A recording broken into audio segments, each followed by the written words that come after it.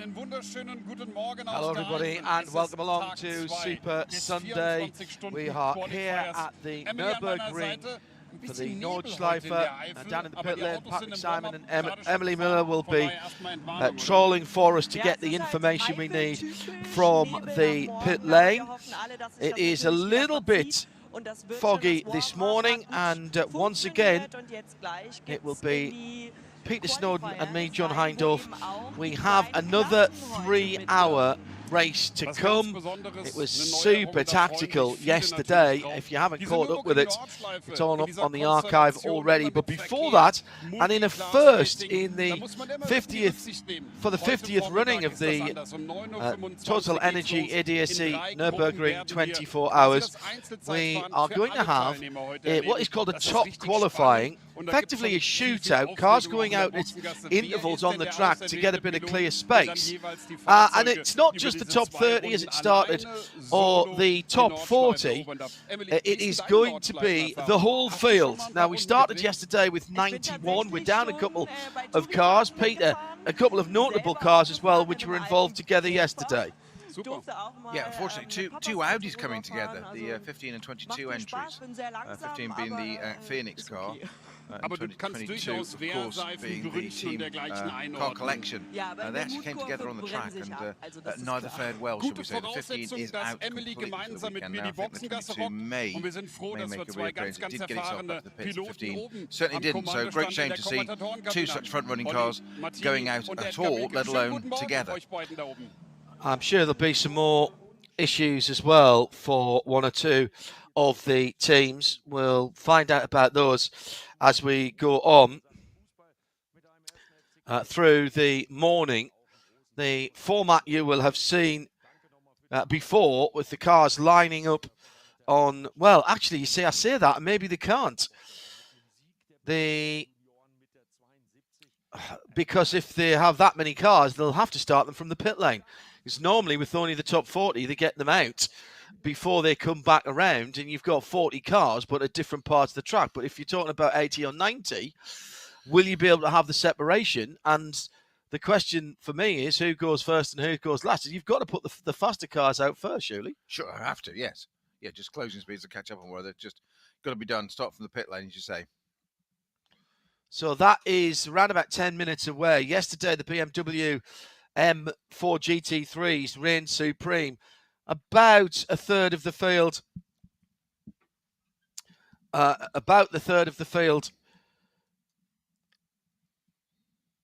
Went out this morning in warm-up. It will surprise none of you to know that the BMWs of Schubert and Rover Racing. Rover Racing, with the 98 car, Schubert with the number 20s, they were quickest with a best time of 1:8:12.718. It's still a wee bit foggy at the moment. The third position was the number 6 Team Bilstein Mercedes. That's the minty fresh car that we were calling it yesterday, the kelp green and white, to quote the Monterey Bay football team colours, because it is very much like that. And then the Audi of Team Car Collection, Patrick Niederhauser doing the driving again this morning. The number 4 Team Get Speed Mercedes, that was Gilles Gounon. Then Scherer, then Get Speed, the second car, then the second Rover Racing car, the 99. Then Nick Tandy getting some laps this morning, which he didn't get yesterday because he was at Spa, of course, in the Corvette for KCMG in the Porsche. They faded very badly yesterday after an incident with the second driver. Side-by-side contact took off, well, pretty much all of the right side of that car. But an 8:16 for Tandy this morning. Outside the top 10, the KTM Crossbows were 15th and 16th. Another car that I didn't see this morning on the timing. Oh, there it is. Felipe Fernandez Laser did go out in the 706 Glickenhaus, the 004C. They had some issues yesterday with gearbox selection. They thought it might have been an electrical issue. They changed the paddle shift steering wheel, didn't sort it out, and Richard Westbrook went out again in that car. and it was still a bit iffy. So that's clearly been worked on this morning. We'll talk about strategy for the race later on, but this is something that you don't normally get.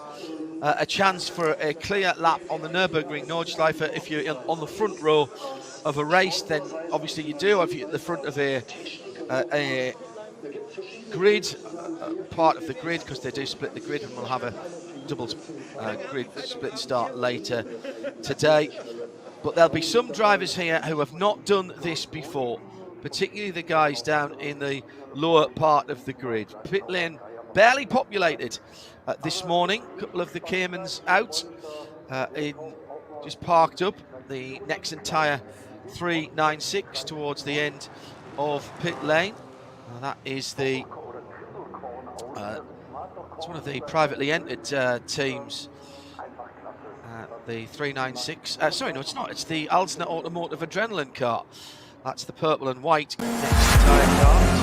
258. Willkommen, liebe Zuschauer, zu dem Motorsport-Spektakel schlechthin. Zuschauermagnet, guckt euch die Atmosphäre an. Sensationelle Stimmung in der Eifel.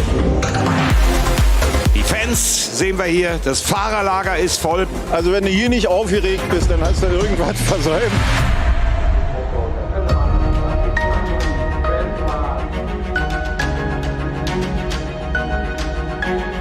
Und lassen wir uns freuen auf 24 Stunden Motorsport vom Allerfeinsten.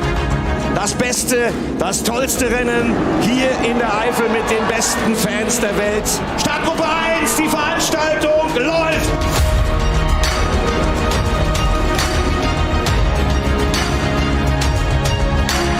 Ich krieg die Pimpernellen und ihr ärgert euch, wenn ihr nicht angereist seid.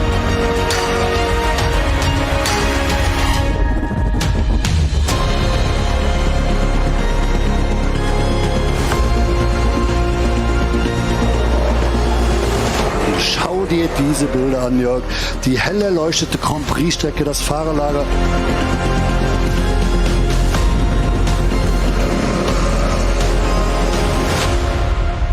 Rock and roll! Die Action, die da passiert, sind die wahnsinnig. Da regnet's! Schau dir das mal an. Also das ist jetzt mit Slicks nicht zu befahren, was wir da sehen.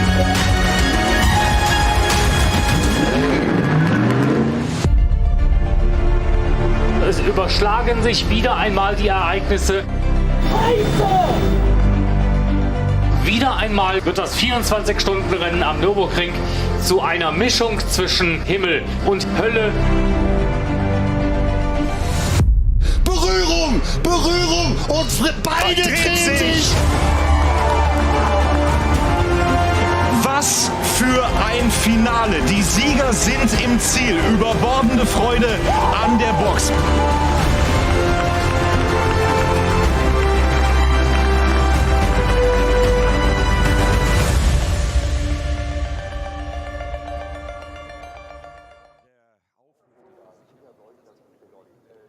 So a little bit of fog still here at the Nürburgring as the KTM crossbows are out on the circuit as well. Peter Snowden is alongside us.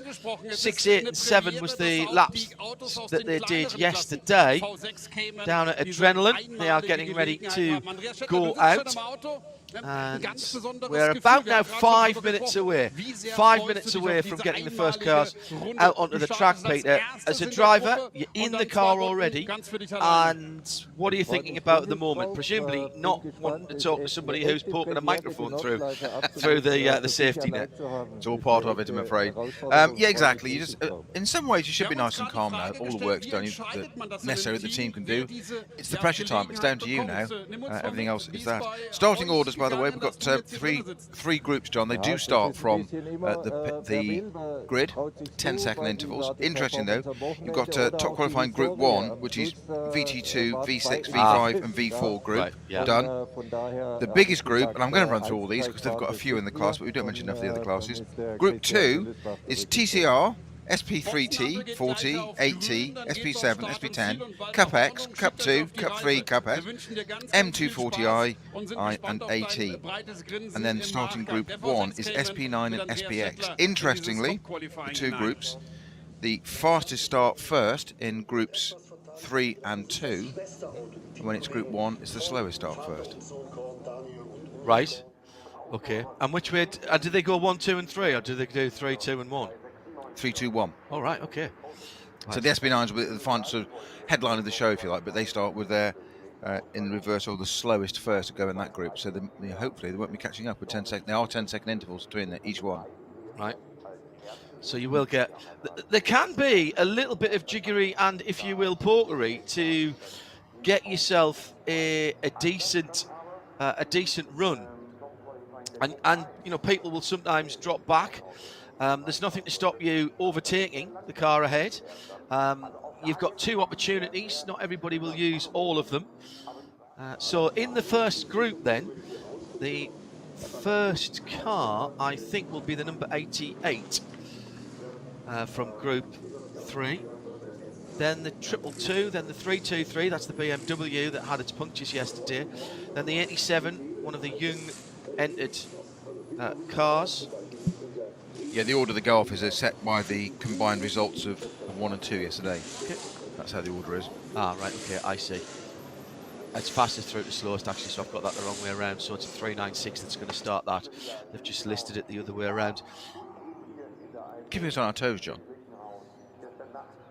Both of the Nexon tyre Cayman, the purple and white cars, are on the pit lane. 87 just been pushed out is another one of the, in fact that is the young OPC Astra, the black and yellow car, one of the earlier versions of the OPC Astra Coupe, front wheel drive 2-litre twin cam, of course, 16 valve. I would think that'd be quite fun round here. Some very bleary-eyed drivers this morning, Peter. It's a bit early. It is. Drivers don't like getting up early. You don't have to. But then again, getting up early to drive around the Nordschleife, why wouldn't you? It's going to be... I'm not sure we're going to get a delayed start or not. There's rumours of it a bit earlier on, but it is a bit foggy still on that pit straight. It depends on how far it is around. Of course, the rest of the course, that's the issue. But we will get action fairly soon. I would think it'll be more about out on the Nürburgring Nordschleife and whether the marshals can see post to post. That's always the thing that our race director friends tell us. So the 396, according to my list, should be going out first. Now what we haven't got is a driver for that. That's the Adrenaline Motorsport Team Olsner car.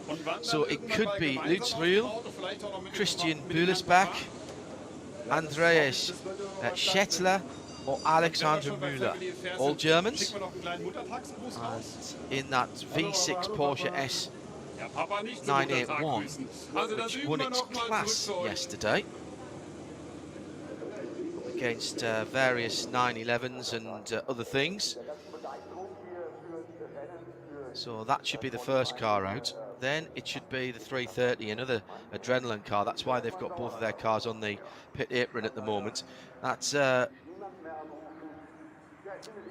Caitlin Wood, Niels Steinberg and Moni Irma. Take your pick from those.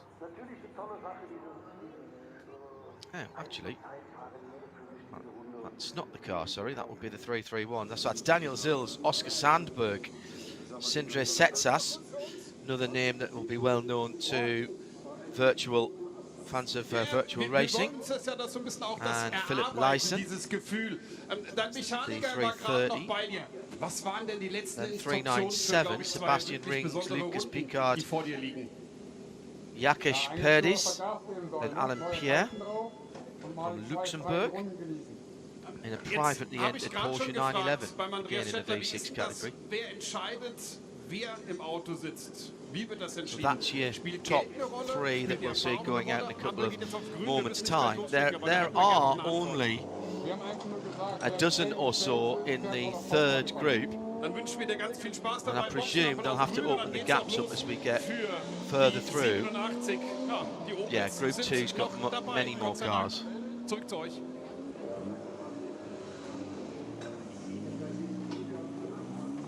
So you said fastest to slowest in the first, or is it slowest to fastest? No, slowest to fastest first. Right. In the groups 3 and 2, which go, so go 3, 2, 1, reverse order. Yeah. Fastest in the groups 3 and 2, fastest in group 1 at the end. Well, they're going to be able, because this is such a small group, as the PA fires into life here this morning, to be able to pull these cars, and they're sending them out of the pits, and they're sending them round to the grid. So they are going to do the start from the grid area. So they get a chance to warm up some tyres. And what I need to be able to tell you is who's in which car, which I can't quite do at the moment because they haven't tripped a transponder to tell me that. At RSL_studio, and the hashtag is RSLN24Q. Get in touch with us. Oh, nerves will be building up a bit now. Now, these are the drivers, Peter, who will not have had this kind of opportunity before. If you get out in the front of a group in tourist lap, maybe, but you're always looking over your shoulder. And particularly with these cars, it should be, as you said, it should be the faster cars at the front. They shouldn't have to worry about what's behind them. And you just never get that on the Nürburgring Nordschleife. Exactly so, and that's the big feature of this, and one of the biggest appeals, we should have mentioned it, didn't we, yesterday. You don't get a chance in race conditions or race weekends to have a go around the Nordschleife on your own, uninhibited. This time they have, so, but no pressure, of course, like, they've got it right, they've got one shot, so it's a bit like sort of top 10 on their own, isn't it? Yeah, absolutely. Race director keeping in touch with all of the marshals around the circuit, and that in itself is logistically very impressive. When you consider it is a 25.378 kilometre circuit, so just over 15 miles, and the rises and falls, the topography, the geography in between race control in the pit lane building here where we are, and all the way out to the furthest reaches at the circuit, with the furthest part way away, somewhere over by Versiphen, maybe Bergwerk. Versiphen, you drop right down in Exmühle and Breitscheid, you drop right down into the valley at in the town there, and I think that might be the lowest part of the circuit. The rise and falls here are mighty. Getting radio signals over there, always been challenging. The big teams for the 24 will put out repeaters around the circuit and feed them, but essential equipment now is carrying a mobile phone, and it never ceases to amaze me that in the NLS, the Nürburgring Langstrecke Series, which we cover here on RSL, thanks to our partnership with the Nürburgring TV team, that we managed to get great on-board pictures from effectively mobile phone links all the way around the circuit on board from cars. That's how technology is advanced, doesn't it? It's just, we think we first had mobile phones and had a text message, and that was it. Phone call and text message, that's all it did. Now it's sending us, use link to send us pictures, video, live. Pictures, exactly, and moving pictures on the other side of the world. You made me sound really old there, John, thanks. Moving pictures. Never catch on. Walter Horning is our race director, saying to Patrick on the grid that there's not too much problem around the circuit. It's more like low cloud than fog, and as such, at ground level, the visibility is actually really quite good. From some of our higher cameras, it looks pretty bad, but that's because they're looking down through the fog. But we've got full visibility down the whole of the front straight. Now, we are a wee bit late here, I think, getting underway as the cars are getting into line, ready to go. I think it's because it was slightly delayed earlier, and there was also a car they needed to recover. I think it was the 252 need to be brought back to the paddock, so I think that's all it is. Hardy spectators in the grandstands, both of them, this morning, and out early. 252, by the way, if it is one of your favourites, was the K. Kramer Racing, the Andreas Gabler and Henning Kramer car. That's Andreas Gabler is from Atlanta in the US, comes over to compete in that Cayman 718 GT4 Club Sport. And that car then will keep, let's just remind ourselves of that, jot that one down. And 252. One or two little scratches and crinkles in the cars. The 224 is one of the BMWs that's in this group, ready to go out. And that is the Zorg Rennsport, unusual for them in a fairly sensible set of colours, a bland set of colours, just plain white with a red stripe on it. Hans-Joachim Thies, Leon Köhler and Martin Rump. And that's Leon in the car at the moment. That 330i. That is a rear drive VT2 car. Different classes for rear and front drives in VT2. And, that 224 will go out fourth. That's a paddle shift car, so still has the street car gear selector. I just noticed that on the dashboard, absolutely, as you say, out of street car. That's exactly what it is. Street stock. And this, I mean, this is the joy, isn't it, of the Nürburgring, even up to their biggest race here with the Total Energies ADAC 24-hour race. We're still missing a few cars. This is a small group, but they are a tiny little bit late. The track has been declared clear. A wheel being brought out to one of the cars on the grid. Yeah, absolutely. So this is the car 22. Need the other number. 227. It's like one of the Caymans to me. They're going out fifth. Changing the right rear. I wonder if it's not seated properly. Or that's another one of the Zorg Rennsport cars, Peter. Or maybe just a puncture. Maybe it's got a slow punch, something on it. Not new tyres, are they? No. Just pressuring them up on that Cayman S. That was up against the Adrenaline Cayman S yesterday in V6. So a little bit of opportunity for these teams who we don't normally get to see and talk about that much, Peter, because it's only normally I think it started at the top 30, it's now the top 40 in qualifying. They're just talking that up on the rear end. Again, a very stock looking interior. The addition of what looked to be either a brake bias or a gear selector display, but also some additional lights in the front grille of that S. That's a 987 Cayman S, sitting in behind its teammate. Still waiting for cars. I haven't seen the 396 yet, which should be right at the front of the running. Oh, there it is. No, that is there. 396 is the Porsche Cayman S981. That's the purple and white car. Behind that should be the 330. That is... There is it? Can't see. They were both on the team apron, but that doesn't look like another Cayman sitting in behind the purple and white car. The BMW is definitely sitting there. 30 seconds then. Well, there's the BMW. So 396 is there, the 330 is not.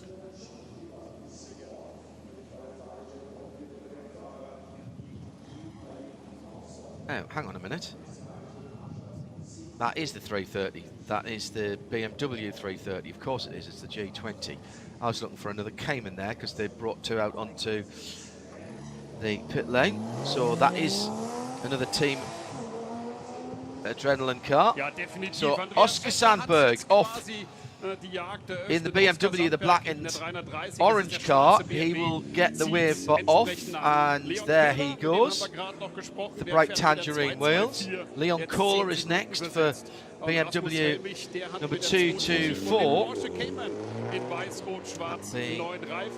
The Zorg Rennsport car, off he goes.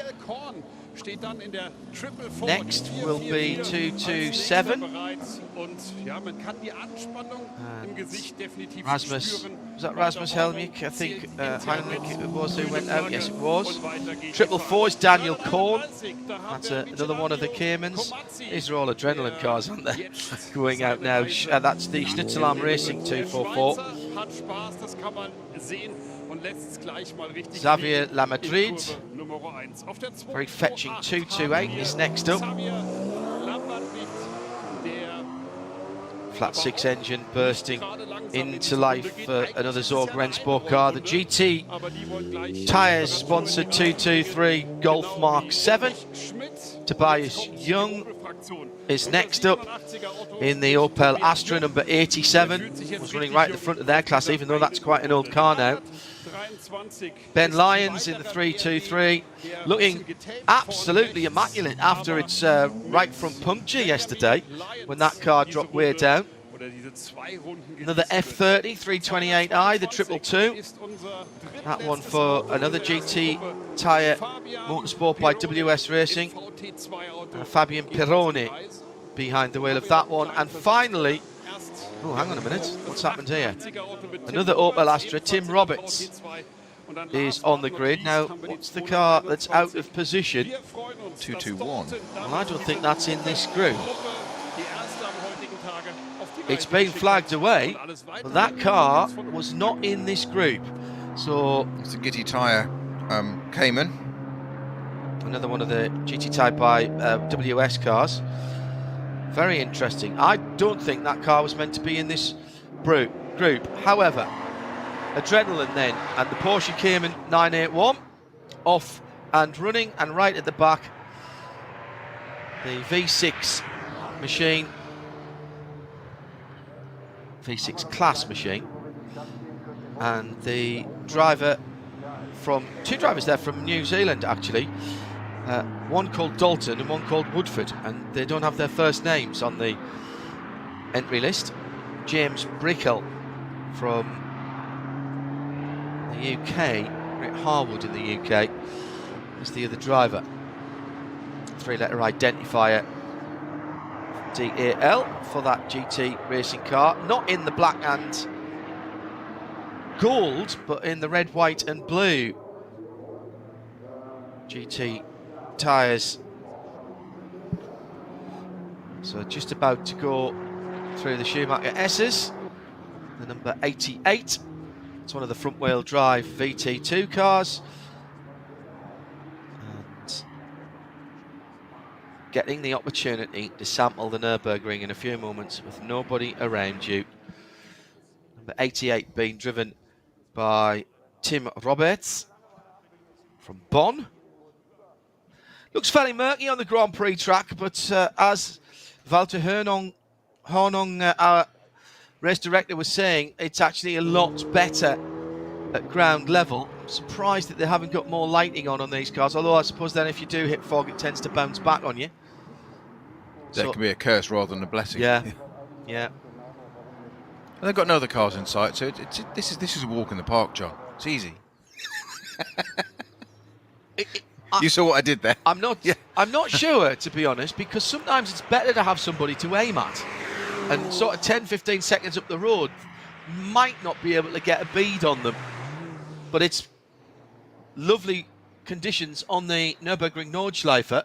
Still a little bit of low cloud. I'll be interested to see what it's like when we get up to the higher parts of the circuit going further round. At RSL_studio, if you want to get in touch with us, we'd love to hear from you. It's a very interesting thought, that, actually, John, because if you've raised a very good point I hadn't even thought about there. If you're used to doing this series, no matter how many events you've done, but let's say you've done a handful of them, you are absolutely used to being out on track at all times with other people around you. You don't know any different. Yeah. So you're right. You get into a group, you get into a line of cars, 1, 2, 3, or you follow somebody. You have pointers, you have references. Then all of a sudden you've got to do it on your own. It's probably a little bit out of your comfort zone. Let's have a listen to Anti-Birdie with It's going to be good fun. You know, Patrick. free track, so yeah, I'm going to enjoy it. You're going to enjoy. I mean, if you see the Hyundai lineup here for this 24 race coming up in 3 weeks' time, there are two different kind of cars, two different models. Just talk us a bit through why two different cars competing in the same class from Hyundai. Well, the other one, Elantra, is the newer model, but i30, the previous model, is still racing actively in Europe, so we want to have them both on the grid. Any expectations about the qualifying today? What is the target? I mean, to go for 2 quick laps against your teammate, against the second car? To be honest, the plan is to stay out of trouble. Yeah, that helps a lot, staying out of trouble. I mean, yesterday it was quite tricky. We had some slightly rain in the beginning, and then in the end there was Wehrseifmann and Bergwerk a bit tricky. But on a front-wheel driven car, it's not that critical compared to a GT3 car with a rear-wheel driven engine? Well, when you lose the grip, it's critical always, but it was a good preparation for the 24 hours. We had all conditions and dark, so yesterday was good. And today, maybe even better. Have fun for those 2 laps, and we will see later what's coming out of this. Thank you. Zurück zu euch.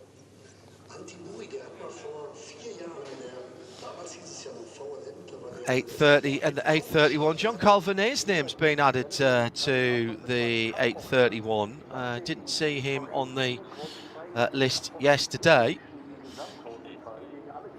Mark Bessing and Manuel Vauk in the 8:30. Bessing was really quick yesterday.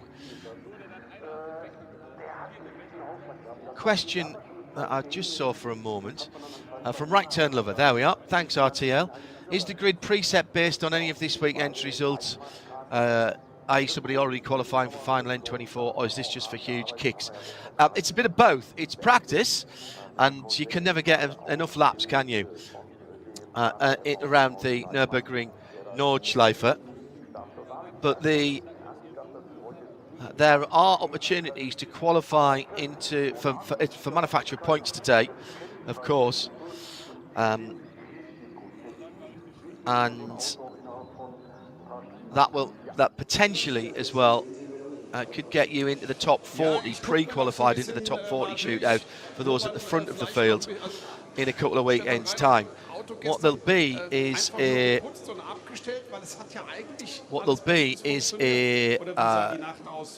list produced by ADAC when we're back here for race week, and that will give us the idea of who has still yet to get into that top 40 shootout for the main race, which we'll have for you. Extended coverage during race week, including the practice sessions, plus the qualifying and the top 40 shootout, then of course the whole race live for you in sound and vision with the World Feed TV and the streaming video as well, all carrying our audio this year, all brought back together. And with a bit of luck and a fair wind, we'll do a special midweek motorsport from the Nürburgring Nordschleife on that week, on the Wednesday, to start our coverage. Getting the top cars coming back around. Like you can see some times coming through. So the Adrenaline Motorsport of Andreas Schettler, the Cayman S, heading down the Dottinger Höhe, and he was started off as the quickest, and the only sector that he hasn't aced yet was sector 6. There are 9 sectors for timing around here. He's in the 9th one now, which is the short run to the line. Now, this was from a standing start, of course, as he comes in. So, effectively, this is a warm-up lap, Peter, as he comes across the line here. They get this and then 2 laps, don't they? Yeah. So it's a fair old cracker, not just one runner. It's obviously a warm-up lap to acclimatise. So even with 10-second intervals, I wouldn't be surprised if we do see some cars. They must catch each other at some point. I think they'll stretch those intervals for the faster cars. Yeah. When we get into Group 1, which will be the third group we see. So these are the cars all seeded on their qualifying sessions. So effectively that was the warm-up, and now they head out onto the circuit. Ian McCarthy says his brain fog is clearing. Have a lovely Sunday. Hello, Marcel Duch, who was taking some cracking photographs up at Spa over the week. Family day today. Says, I hope the coffee machine doesn't get a red flag. We'll be fine. Hello to Tubbs and the rest of the Sacred Coffee team. Once again, keeping us topped up with fuel in that respect. Matt Hunter, hello Matt. Even in sim racing, I do prefer to have someone to aim at. Solo qualifying, always a bit as a psychological gamble. If I'm chasing somebody down, at least it feels as though I'm faster. Experienced drivers would rather have a clear track, but if you've got someone to aim at, Peter, then you've got a visual representation of whether you're catching them or not. Because what you don't know is how good or bad they are, and you can actually copy their mistakes if you're not careful. I said that's the danger of falling into the trap of it's all well and good if they're doing the right thing, but if you're confident enough, you should be doing your own thing. And it's I get the logic, but you end up following the car in front, not doing your own thing. And there is a difference between driving in qualifying and racing. I do like to have somebody to aim at when I'm racing, and given my pace, it's very seldom that I'm at the front of anything. So that is quite fun. I never seem to get enough time nobody gets enough time in a car, but jumping in and out of different cars at different tracks, it's often a bit better. But qualifying, getting that balance right between risk and reward, bad enough on a short circuit, but going round here, 2:28 pushing on. That is the Team Sorg Rennsport BMW. And just past the Gulf, didn't it? Through Tiergarten. I think he's passed 2 cars on his warm-up lap, if I'm not mistaken. That's the Xavi Lamadrid, Monegasque licensed driver, at least. Karel Fitch from Switzerland, and Fabrice Reicher will be in that car.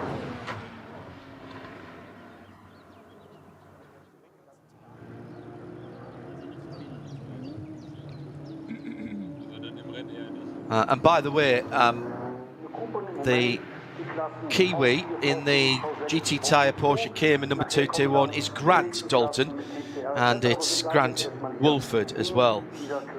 Thanks to, not sure whether it's Tim or JP in the producer's seat this morning.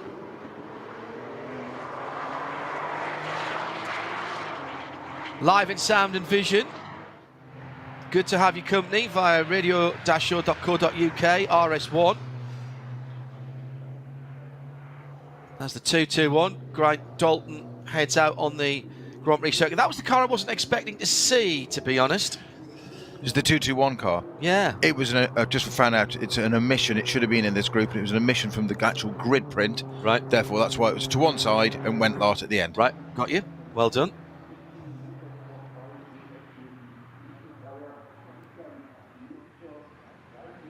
So now we'll start to see some new splits. The number 396, that Adrenaline Motorsport car. An interesting little addition as well, just for notes of, we said about one flying lap and then, one warm-up lap and then 2 flying laps. Just to add it into the rules and complications, I do like reading a bit of rules. If you pit in your warm-up lap, you go to parc fermé, you're out. Correct. That's it, done. if you pit on your 2 laps, you can then go out again. Yeah. Obviously not the last one, but you can rejoin. So, yeah, you've got to get it absolutely right. Andreas Schattler in the Adrenaline Motorsport Cayman S, once again lighting up our timing screens. He was the first car away. He had the 330 VT2 rear drive Adrenaline car in behind him. That was the Oscar Sandberg driven car. The Young Racing Astra OPC, the number 87 car, out on track at the moment. These are cars where its teammates had problems yet they didn't, and Correct. The 88 and 89. But as you pointed out when it went off the grid there, it's one of the oldest cars here, and funnily enough, it's one of the most reliable. Kept out of troubles, keep going round. There it is. Don't curse at Snowden. Shut up. Tobias Young listed in 2 of the 3 of those cars, the 88 and the 89, which we saw yesterday. The 89 with CEO of Alfa Romeo, Jean-Philippe Imperato, and Francois Valles in that car. And they're slightly, well, the 88 car is in VT2, but the SP3T is the Opel Astra Cup of the number 89. That's the turbocharged car in a different category. Duncan Ray asking about the regulations for drivers that want to race. Are there a series of licenses from simulator learning before you can enter? There are now, Duncan. Yeah, thanks for that on our RSL_studio, hashtag RSLN24Q. You have to get your permit, and to get your permit, you've got to go and do some rookie orientation, some lead and follows, and you have to take part in you have to do a certain amount of laps in a race. Well, the only races around here, other than the 24, which you can't get into straight away, are the NLS, the Nurburgring Langstrecke Series, which is why there's always 2 or 3 before the Nürburgring, so that new drivers do have the opportunity. Now, there are different grades of licenses depending on what cars you want to drive.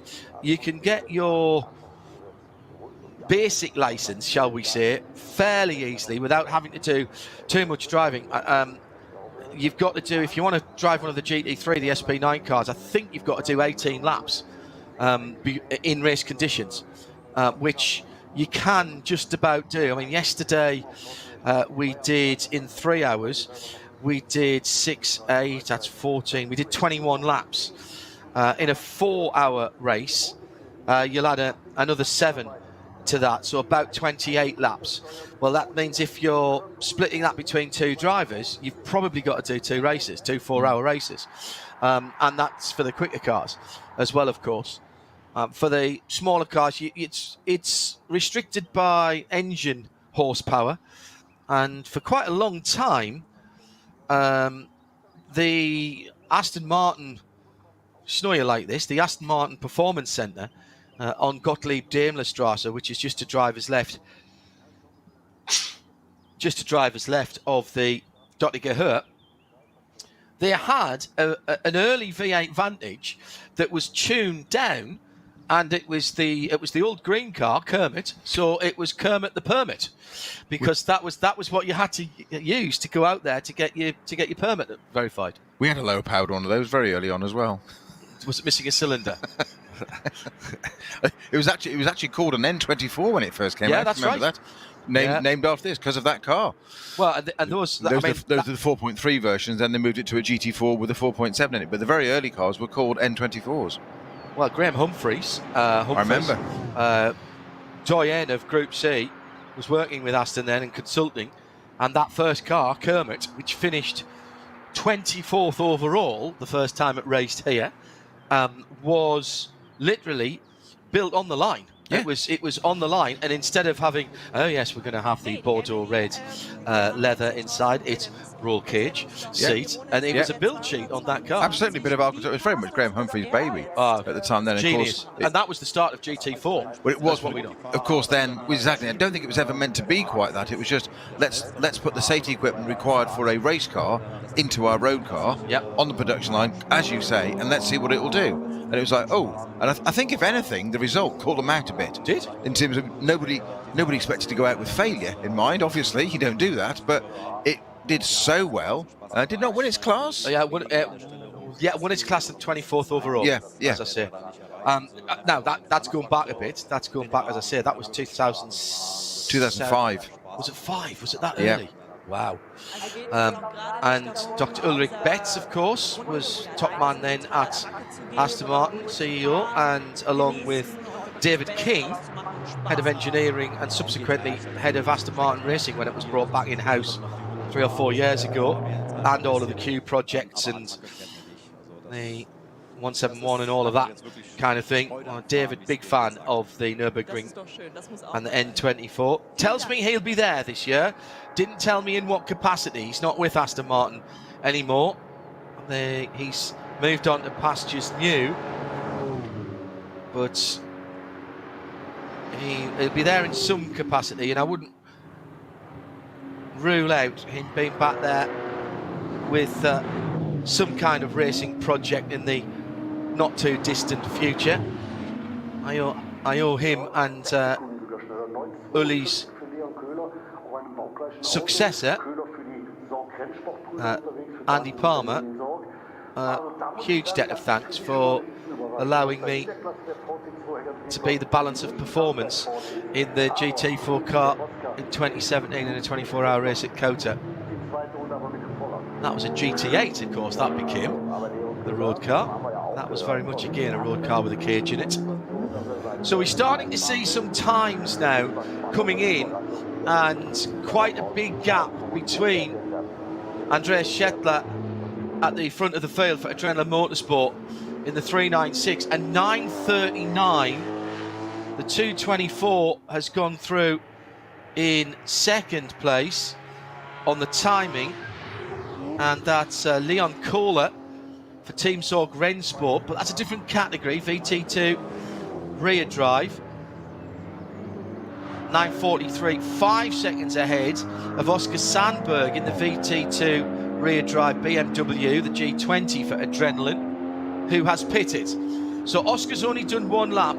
He's crossed the line, round the Grand Prix circuit and back in to the pit lane using the cut through rather than going back on. So Oscar seems to think he's done enough.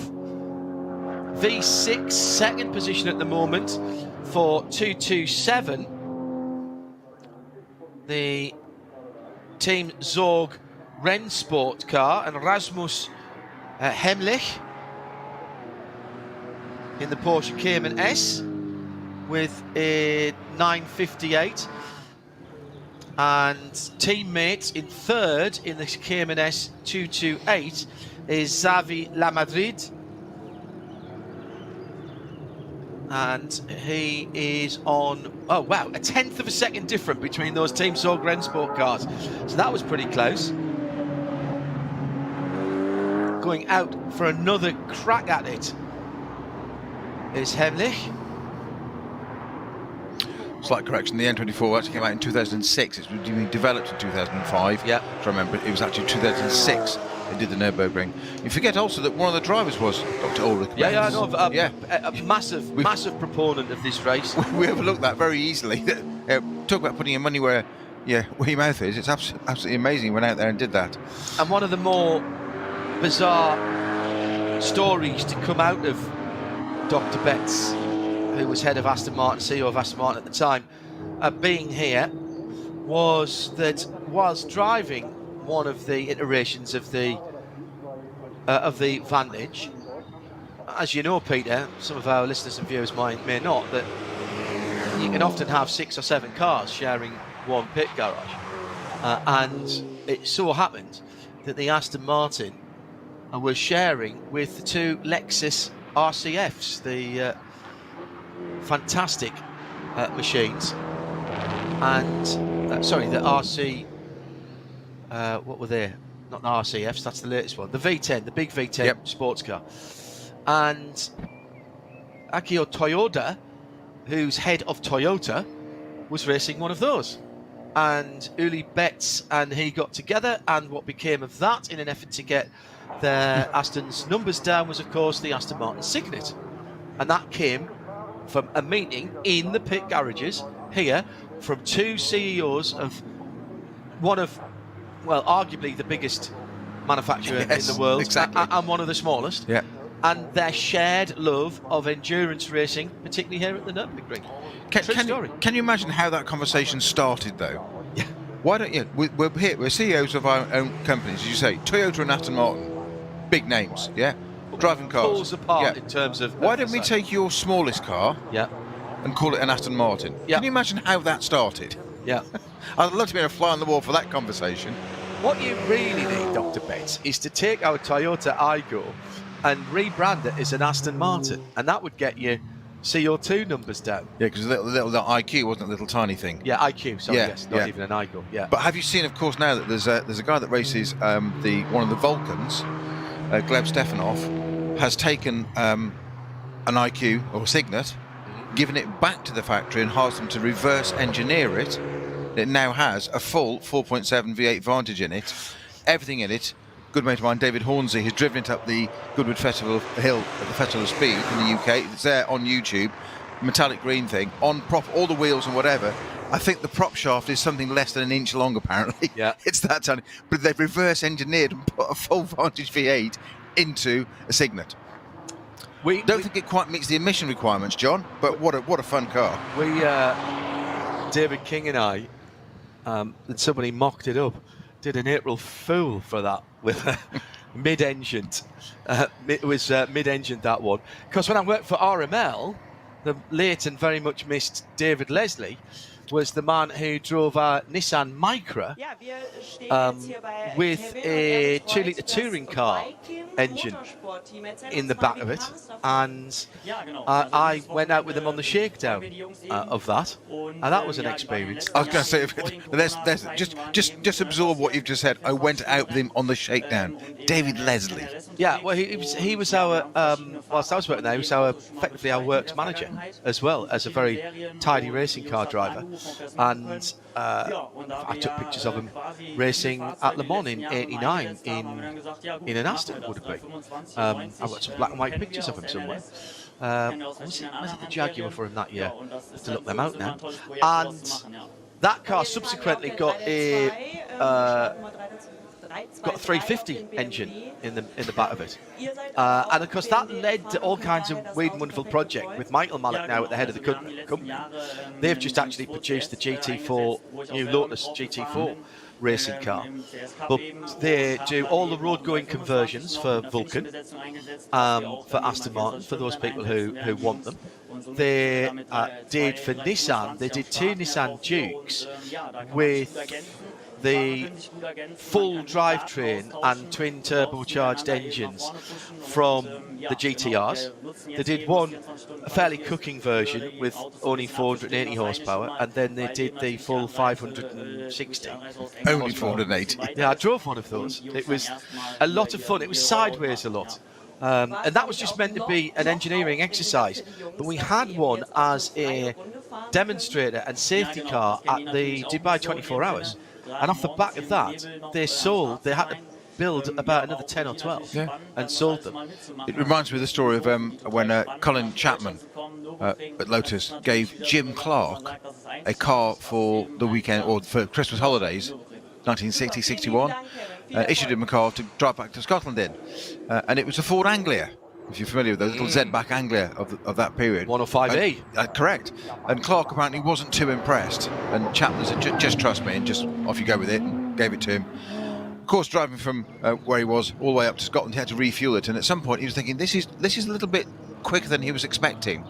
So at some filling station, he opened the bonnet, had a look, and there was the first iteration of the Lotus twin cam engine in this Anglia. Yeah.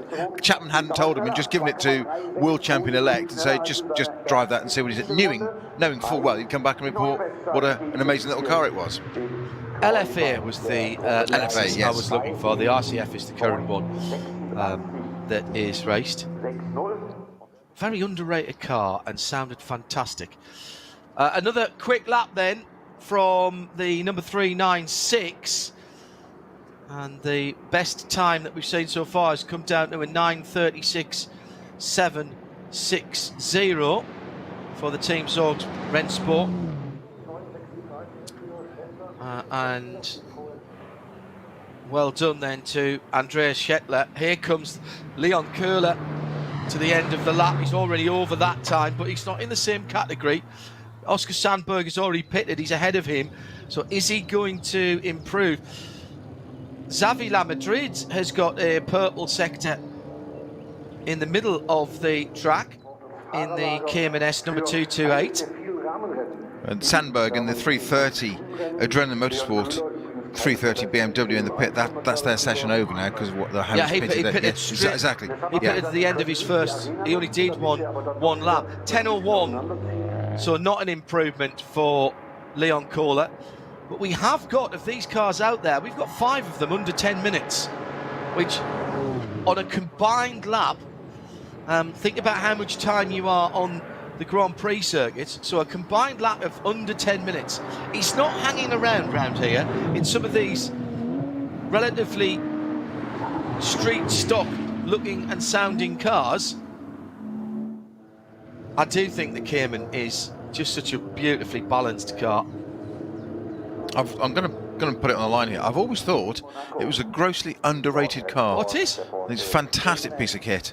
In some ways, as a checkered flag comes out for a couple of Caymans coming through, including one of the GT cars and the Adrenaline Motorsport team as well, who do improve.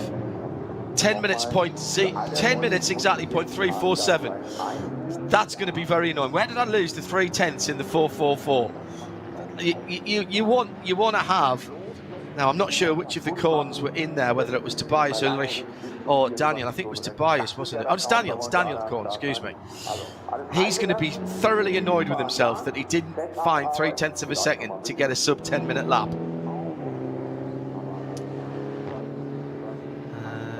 In fact, his last lap has been given as a 9:57, so that was a little bit slow. So he has got that 10 minutes 0.3, and he's taken 0.3 nearly away from that to be the quickest of the V5 cars we've seen so far, and he becomes the 6th car to go under 10 minutes.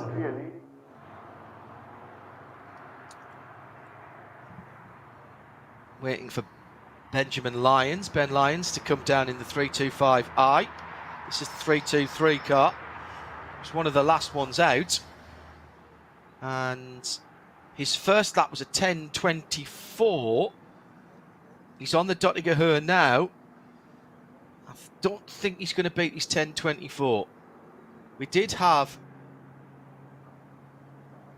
yellow flags and a slow zone. That's on the Grand Prix circuit to get people back into the grid.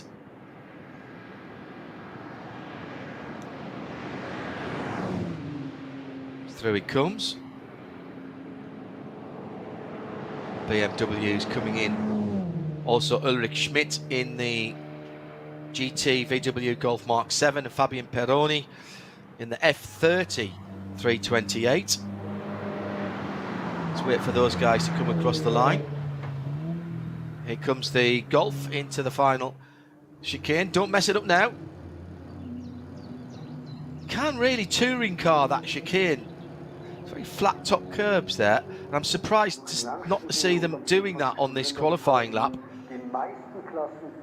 Just coming up to 10 o'clock, and was that an improvement for the Golf? 10:29.870. Yes, it was. Second in the front wheel drive class, still the Opel Astra number 87, the old car, which pitted some time ago. Fabian Peroni improves as well, and waiting to see Grant Dalton come through in the Porsche Cayman.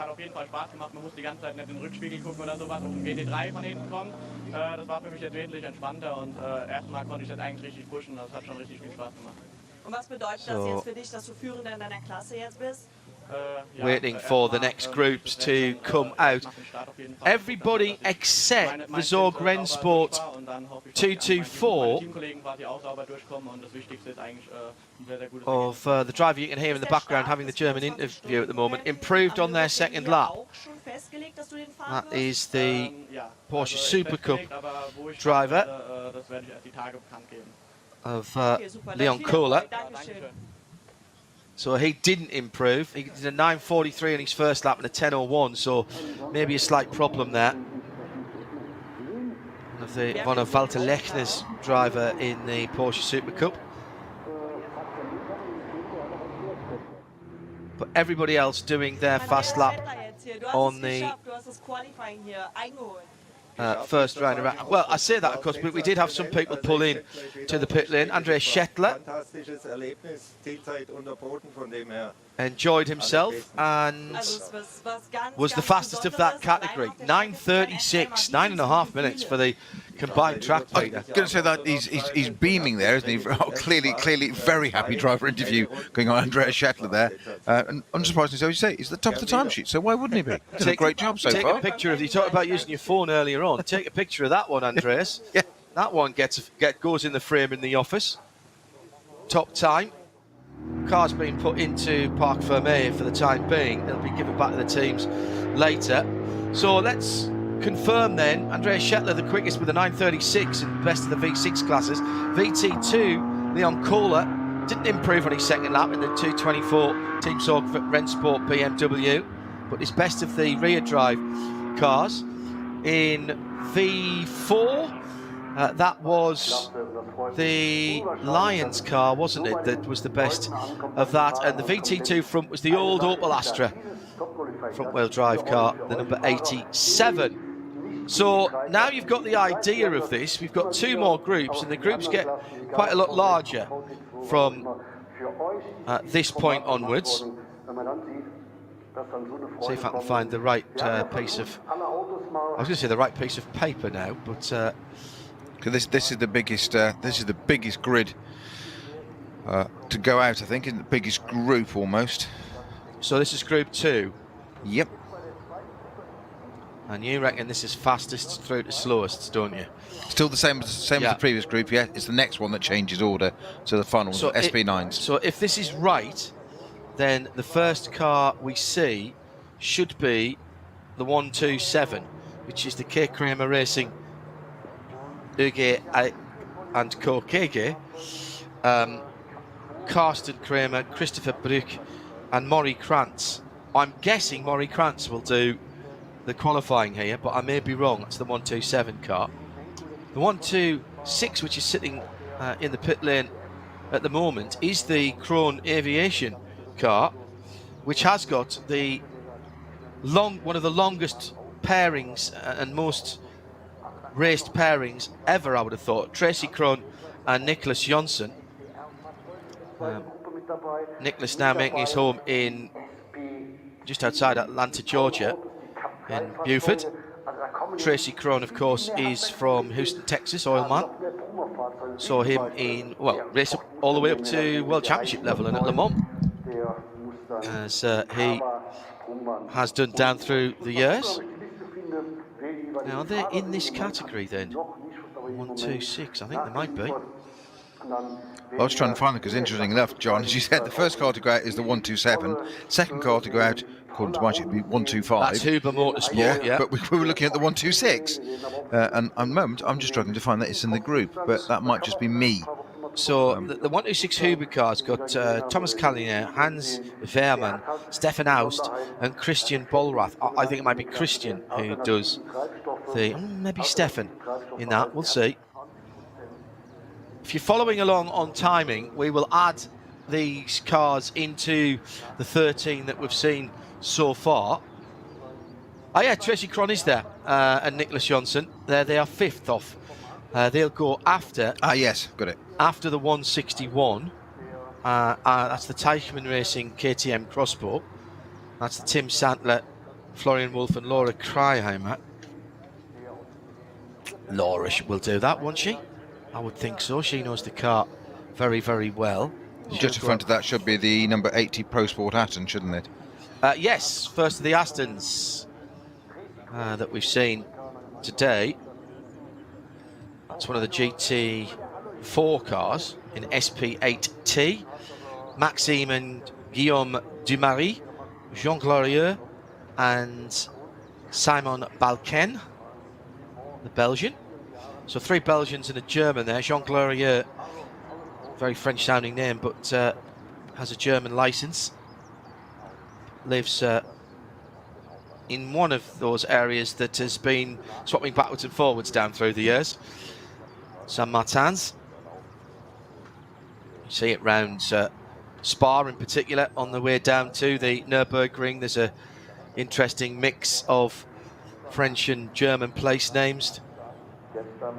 So they are rolling the cars out now. We've got some TCRs going out as well here.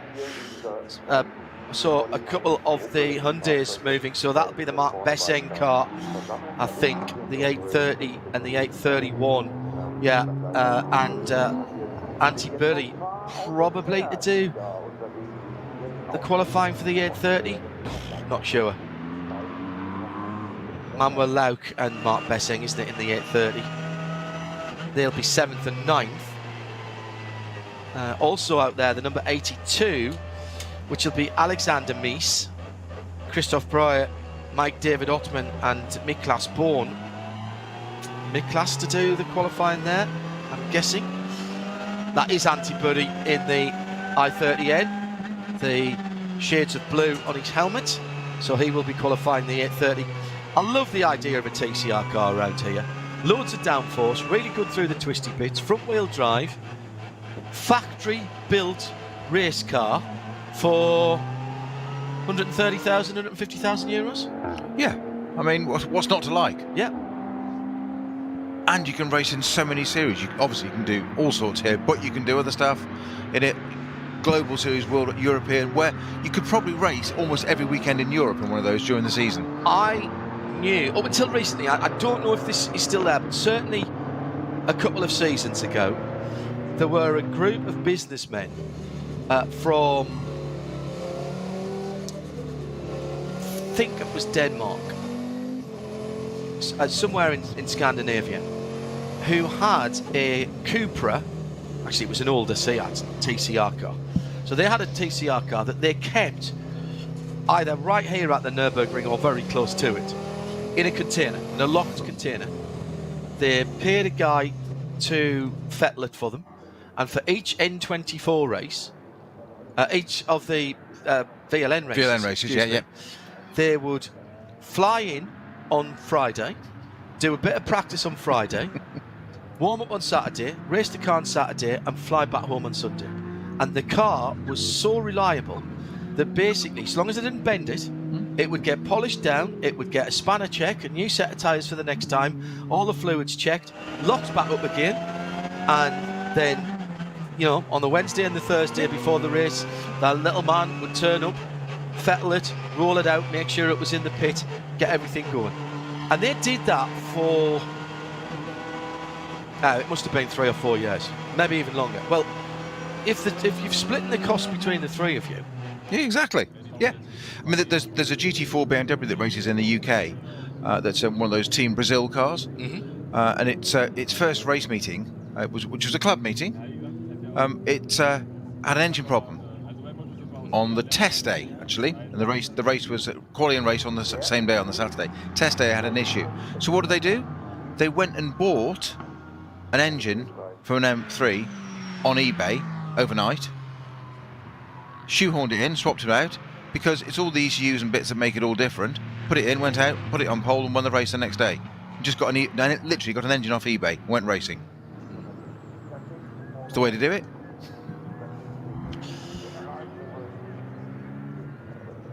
So second group, the middle group, if you will, going out at RSL_studio, hashtag RSL N24Q.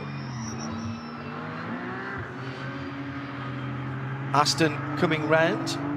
This is that number 80, the Pro Sport Racing. Maxime and Guillaume Dumarie, Jean Clariot, Simon Balcan. Can't see who that is. The unmistakable rumble of the V8 twin turbo. A little bit quieter than they used to be with the turbos on, but still a glorious sound. Using a worked on version of the AMG V8. I always remember talking to the engine guys at Aston for both road and the race cars, and being surprised at how laid back AMG were about them retuning the engine. 12 Celsius out there at the moment, so the temperature's coming up. This is similar to what we saw towards the end of the race yesterday, which finished in full darkness. The top of Group 2 about to come out of the pits. Our pit exit is now red for top qualifying Group 2. First time we've done this with every single competitor being allowed to run the top qualifying or the shootout style qualifying.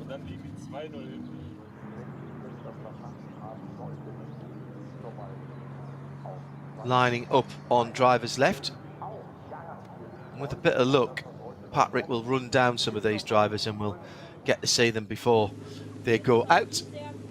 Good morning to Brittany Tandy over in Bedfordshire and family Tandy. Been a busy weekend for Nick. WEC yesterday and out early in qualifying for KCMG today. I wonder if Nick might even qualify today just to get him a couple of extra laps in the car, given that he did the warm-up this morning. We'll see that in a little while. Wie sehr freust du dich auf das 24-Stunden-Rennen diesmal mit Besuchern? Ja, mega. Ich bin jetzt im 15. Jahr dann auch dabei dieses Jahr. Die letzten Jahre war es leider immer vom Wetter her wirklich viel Pech gehabt. Ich hoffe für alle, dass wir schöne Tage haben und dass wir flick through, see who else is in here. Super, viel Spaß jetzt hier auf deiner freien Runde. Yes, it is. So we have got 36 cars. The last car to go out here will be the young motorsport car, the 89, I think.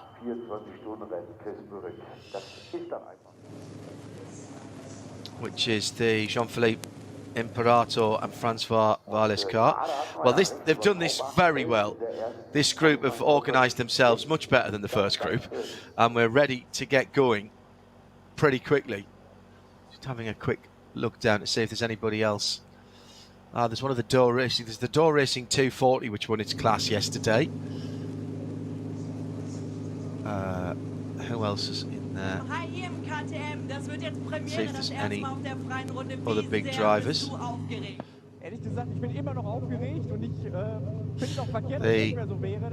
KTM Crossbow ready to go.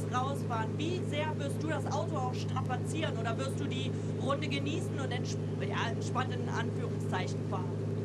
Also wir sind hauptsächlich hier um Kilometer und Runden auf dem GTX zusammen. Das gesamte Team ist bis jetzt nicht viel mit dem Auto gefahren. Wir wollen Erfahrung für 24er sammeln. Von daher gehe ich das entspannt an. Gucken, was am Ende bei rauskommt. And that's Tim. That's not Laura actually in that car. That's Tim. Sadler in that car with the unique clamshell. Basically slides up and forwards and reveals the tubed full roll cage. So Tim Santler taking qualifying duties there for that car. It's quite a complex mechanism, that canopy on that, isn't it? But it seems to work very well. It does always catch my eye when you see it opens. You see it just lifts, slides forward and goes up. It's quite a... I just imagine the working out of all those cantilevers. That was quite clever. If it's not quite aligned, I'm sure it's a bit tricky to not get into place. 1 minute to the first car. The team's been asked to leave the grid. Antti Burri.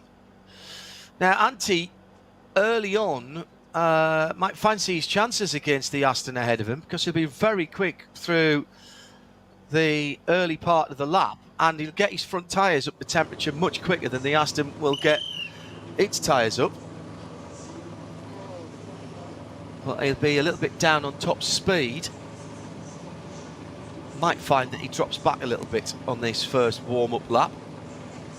So the 127 then as we mentioned, about to go off first. This is the Christopher Brück driven 992 Cup car. There's another good way to go racing. Get yourself a Cup car of whatever vintage. And off goes the K. Kramer racing machine. So I got that one wrong as well. I thought Maury Krantz might qualify that, but it's Chris Brück. Stefan Aust, well, there you go. You could have picked any of the guys from that car. Tim Sandler in the 161 Teichmann Racing crossbow. And Simon Belcan will be in the Pro Sport dark green. That's great. So it's almost a matte green, that as well, isn't it? Then the Crone racing car will be no one other than Niklas Jonsson. As that Porsche, the Crone green aviation car. Phil Doe for the Doe Racing Aston Martin GT4. 69 car, a little bit more white on that machine. Then it's Antti Burri in the 830. Sorry, it's Manuel Lauk in the 830. Antti Burri's behind the next Aston Martin Vantage. So 3 Astons in this group for Sarah Rigby to get excited about. Number 82, Mike David Ortmann. And then Antti Burri in the i30N Hyundai. Similar platform, different body shape to the Elantra that Manuel Lauk has got. Ersin Yukasak in the red, white and blue, number 79 BMW. Then it will be, that's the JJ Motorsport car. Then Celia Martin in the 220 BMW for GT Tyre. Carl Frederick Kolb in the 255, the red, white and black Porsche of K. Kramer Racing. That's one of the GT4 Club Sports, the newer ones. 254 out next. And that was, I think, Leonard Irma that was going out there in the 911, the very light blue car. Evgeny Zelensky for the Aston. John Lee Shamboni for the 259.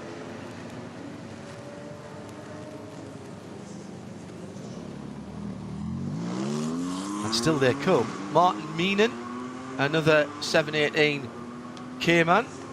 Peter Elkman for a Golf TCR. That's an early Golf TCR before they got the bigger arches. Jean-Francois Bruno for 252. So plenty of Cup 3 cars out there. That's another K. Kramer racing car. Fabio Grossa for the 353 G-Tech competition. BMW M2 871, last car on the starting lift, Adrenaline Motorsport. Jürgen Voringer for the 250. That's another Cup 3 class car for W&S Motorsport. 244, interesting colour for the BMW from Schnitzelarm Racing. Marcus Sund, 251, W&S Motorsport. The Ford Mustang, which we mentioned yesterday with the zebra colours and the slight blurring around the edge. It's Ralph Cabra who'll take the 109 out. Now that car in the past has raced in alternative fuels. Yes, it's still racing in alternative fuel class AT. 256 Jordan Love going out in the all-white Cayman. That looks brand new, that car. For the car he showed with Tony Ristis for Tim Mathol. That, I think, is the car that Peter Kate will be driving later on. Arjun Baini on the 261. It's another name that you'll know from motorsport. Franz Disvok for Team Mathol. Oh, is that the car? Finn Albig, 240. That's the BMW, of course. In the 240 BMW Cup cars that were designed for this. Another Adrenaline Motorsport car. Thomas Ardelt in another 240 Racing Cup car, the 241. Sven Erpen and Manuel Dormagen, his teammates. We've got a couple to go. Jan Boris Schmeing for the 258 team. That's another Cayman for K. Kramer Racing. And last but by no means least here is the number 163 KTM Crossbow. So we haven't got the Door racing car. So the 163 Teichmann car goes out. And then we were supposed to have had... the 89 had the crash yesterday, didn't it? The Jean-Philippe Imperato and Francois Valles car, the Young Motorsport, sorry, not the Door Motorsport car. So that car didn't make qualifying. Doesn't mean it can't go out in the race. They might still be working on it, Peter. They are. I'm just trying. I knew the colour for that BMW. I think it's called Dakar Yellow. Dakar Yellow. Yeah. Don't know why it's important to mention that, but I just thought I'd do something in the background.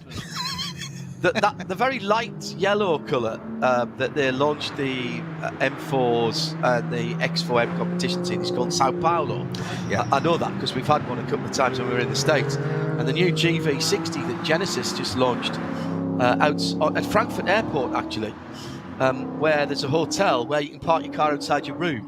So all the journalists got into their rooms, and overnight their drive cars for the next day were loaded onto their balconies effectively. So they woke up with a full charged GV60, and that was exactly the same colour. There you go. But from a different manufacturer. So they do like the Larry colours for launch. So 31 cars in this group. Right. That should keep us busy, John. I did say it was the biggest group with the most categories in here. So everything from Cup 2s, Cup X, SP8Ts, TCRs, SP10s, Cup 3, Cup 5. I think we should have had 36 cars in this, but as you rightly say, there's a few missing. Only 31 have started a lap. So we've lost a few from the start list that was published overnight. And even from the 32 that you were expecting, Peter, we've lost that number 89 Young Astra. That was the car, if I remember rightly, that went into the wall at Galgenkopf. Yeah, correct. In the last third or so of the race. As I say, there's every opportunity for them to be still working on that car. Tim Sandler in the KTM, running with the Audi engine amidships. That's a GT2 car, isn't it, the 161? Yeah, and we lost I'm not sure you mentioned this, John, in case you didn't, the 832 Cupra TCR. Riebel and Schmidt had that accident yesterday during the race. That's why that didn't take part. That's one of our missing cars, shall we say. Right, that's it. A GTX KTM crossbow. A variety of engine opportunities for KTMs. All Audi based. 4 and 5 cylinder. I think they do the 1800 and the 2.5 litre 5 cylinder for the GT2 car, which produces a ridiculous amount of horsepower. Carbon fibre monocoque, carbon fibre clamshell. As people were saying, nice piece of engineering. Widened body on the GT2 version of that car. And quite an extraordinary thing. I mean, KTM, motocross bikes really is what they're famous for. 2 wheels as opposed to 4 wheels, and they came out with that crossbow some years ago. Yeah.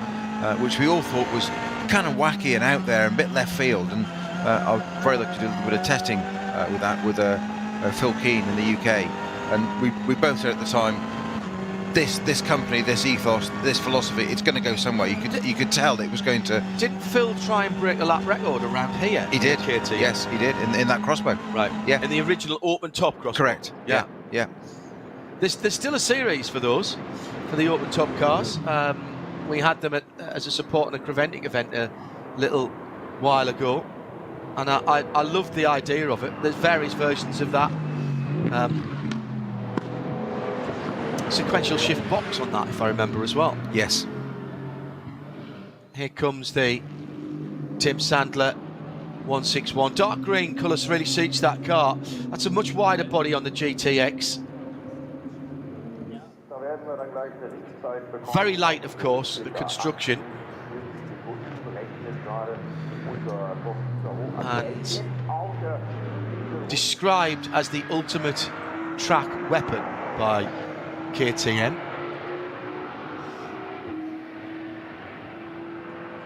And a fully homologated roll cage in that, carbon fibre seat as standard, and that does use the 2.5 litre 5-cylinder Quattro TFSI engine. Lehman Motor Technic do all of the tuning on that, and that is power shift as well.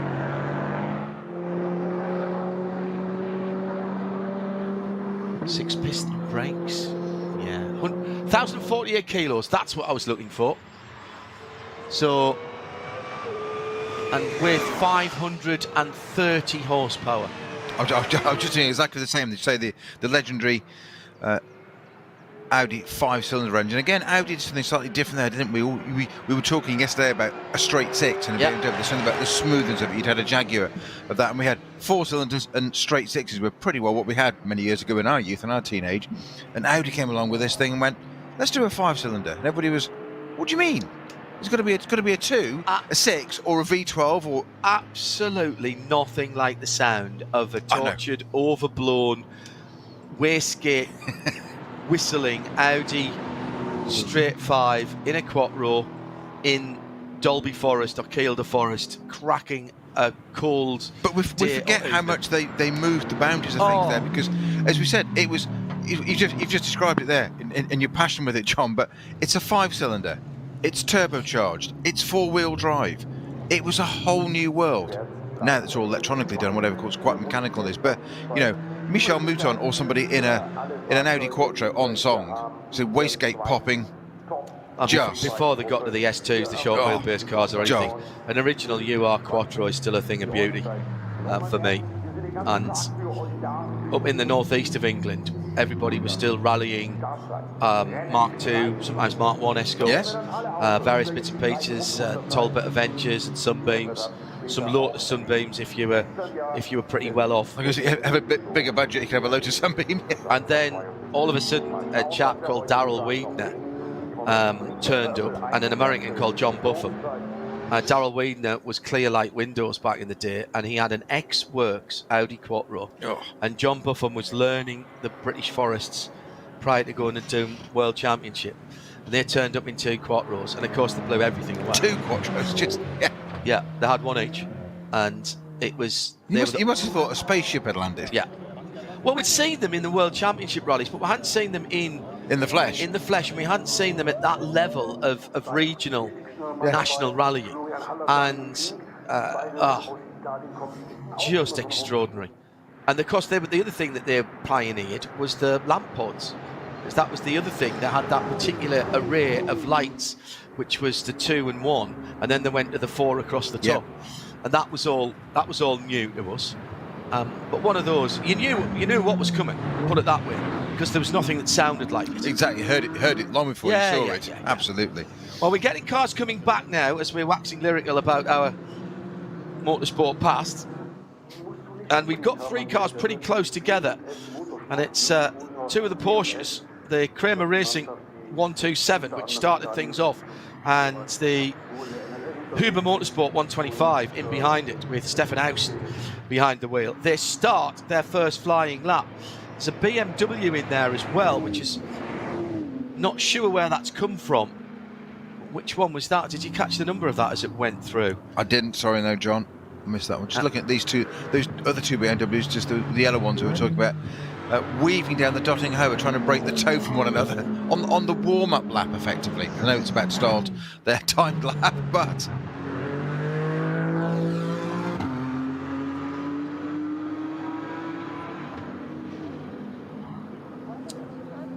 just a reminder, we are in the second of the top qualifying, as it's called, which is cars set off at 10 to 15 second intervals, and warm-up lap and 2 flying laps around the Nordschleife. Yeah, those two, the 244 and the 245 BMWs in team order there.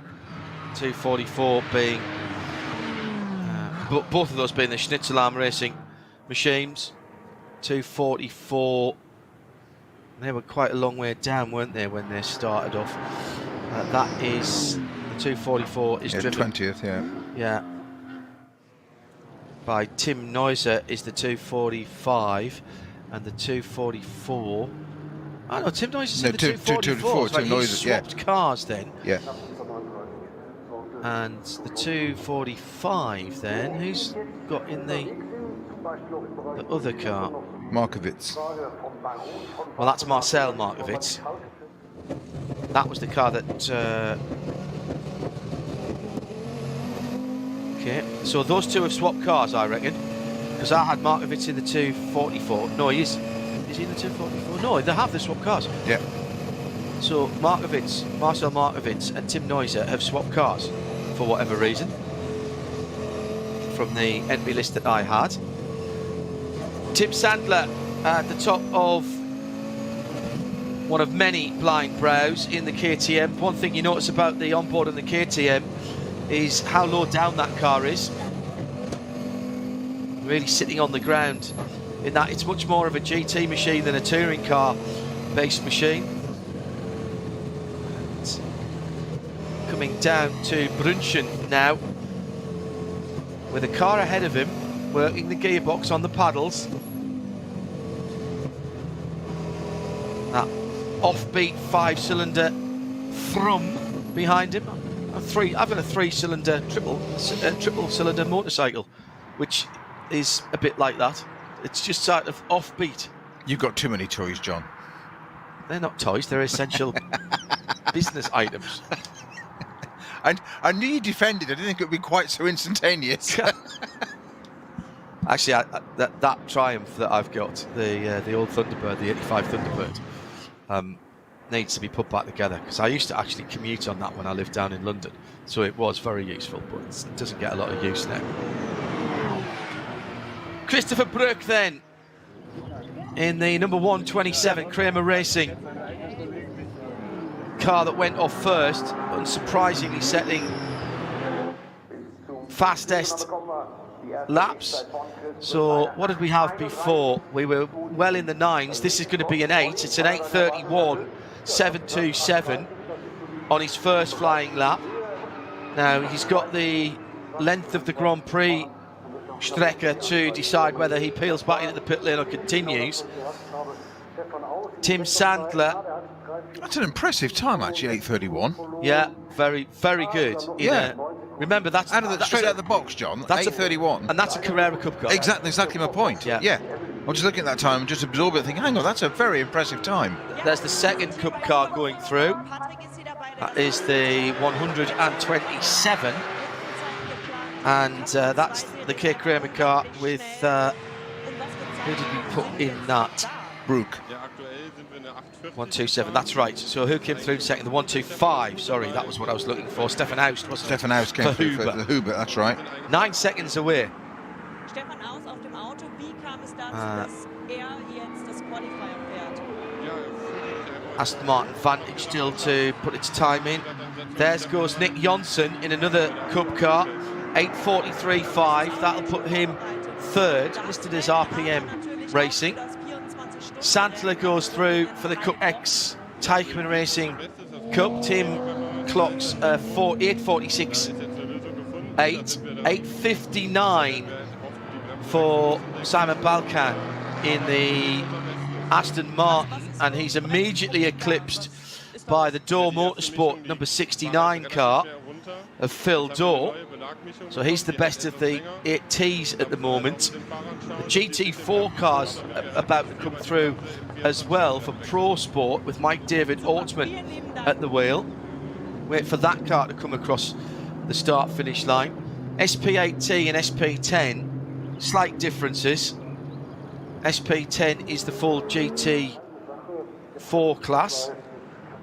8:56.6 for the SP10 car. That's one of the Pro Speed machines, best in that class we've seen so far. Manuel Lauch for Hyundai and the team car. This is the Elantra, the fastback. Oh, just doesn't break 9 minutes. So that's something for Antti Birdie to aim at in the I-30. Wastegate whistling in the Hyundai as it went through. Proper little rally car sound on that one. Antti Birdie hasn't broken 9 minutes. Here he comes to the line. 9:09, so slower than his teammate by a full 7.5 seconds. Ersin Yukasan for BMW number 79 will be the next car across. Remember, they all get one more lap if they want, and that's the JJ Motorsport car, sharing with two Belgians, Recep Sadi and Hakan Sadi. There he goes, 9:14.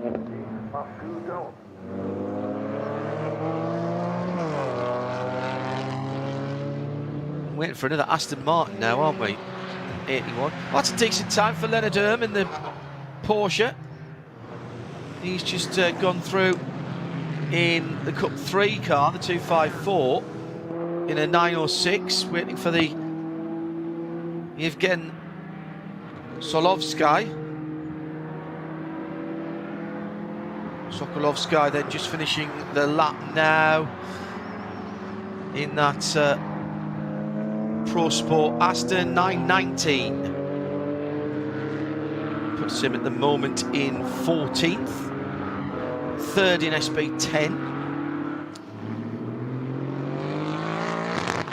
I'd have expected a bit more out of that, to be honest. It's early days. Well, the best in that class is sub 9 minutes. So they're half a minute away.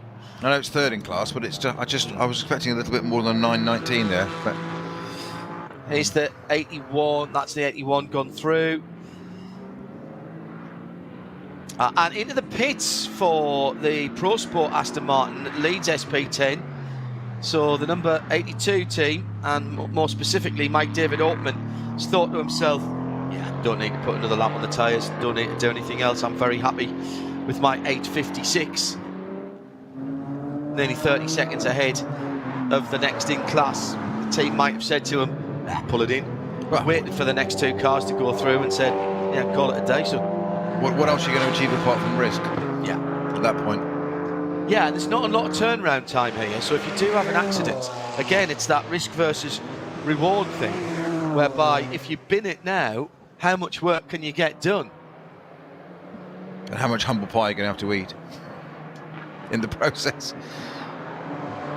Hello to Yoda's uncle. Have I missed anything? No, top car still to come.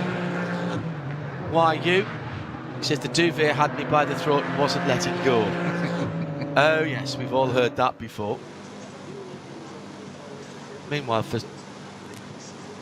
go back to that in a moment. The two Hyundai 830 and 831 are in. They're just taking the tyre pressures. Manuel Lauch and where did we put the other one? Antti Birdie, wasn't it? So they'll not be going any quicker. The 66 has gone through. That was the TC R Golf, the MSC Emstal EV im ADAC. And who set that time in that car? That was Peter Elkbach. That's headed pit bound as well.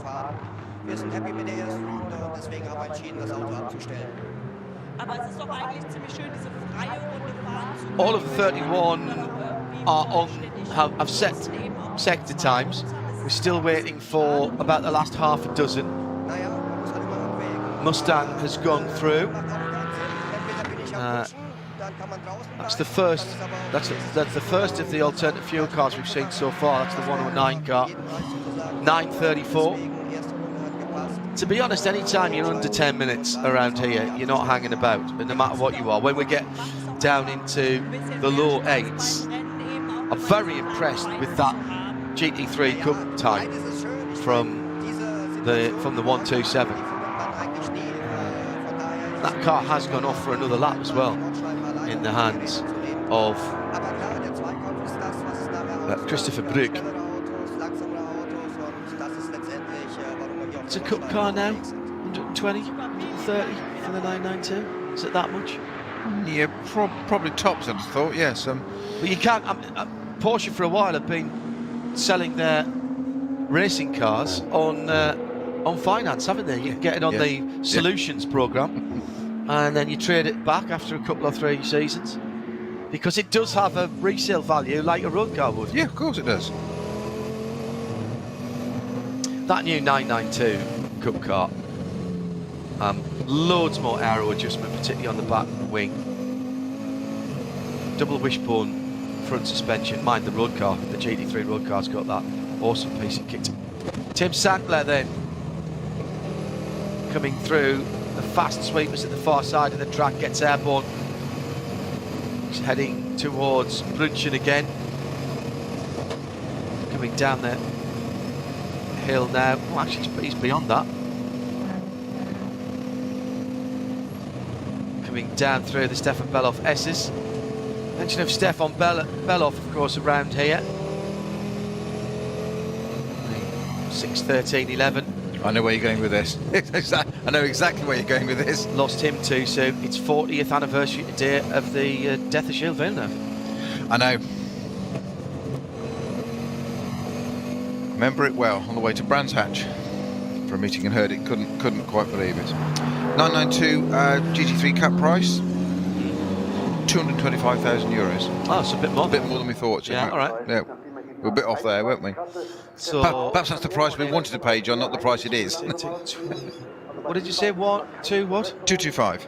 Take 40,000 off that, so it's 180 grand. Wow, that's gone up a lot. Great looking cars though.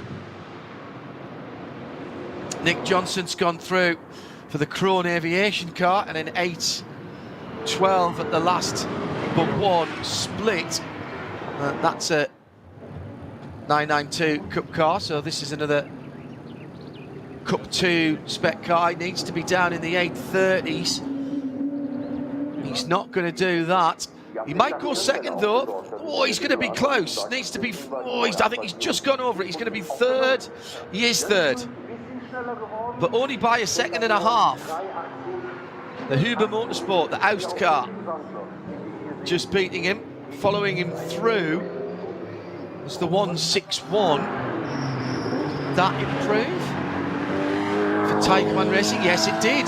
8:42.4, and just half a tenth away from the top three that we've seen so far in this group, which are all GT3 Cup cars.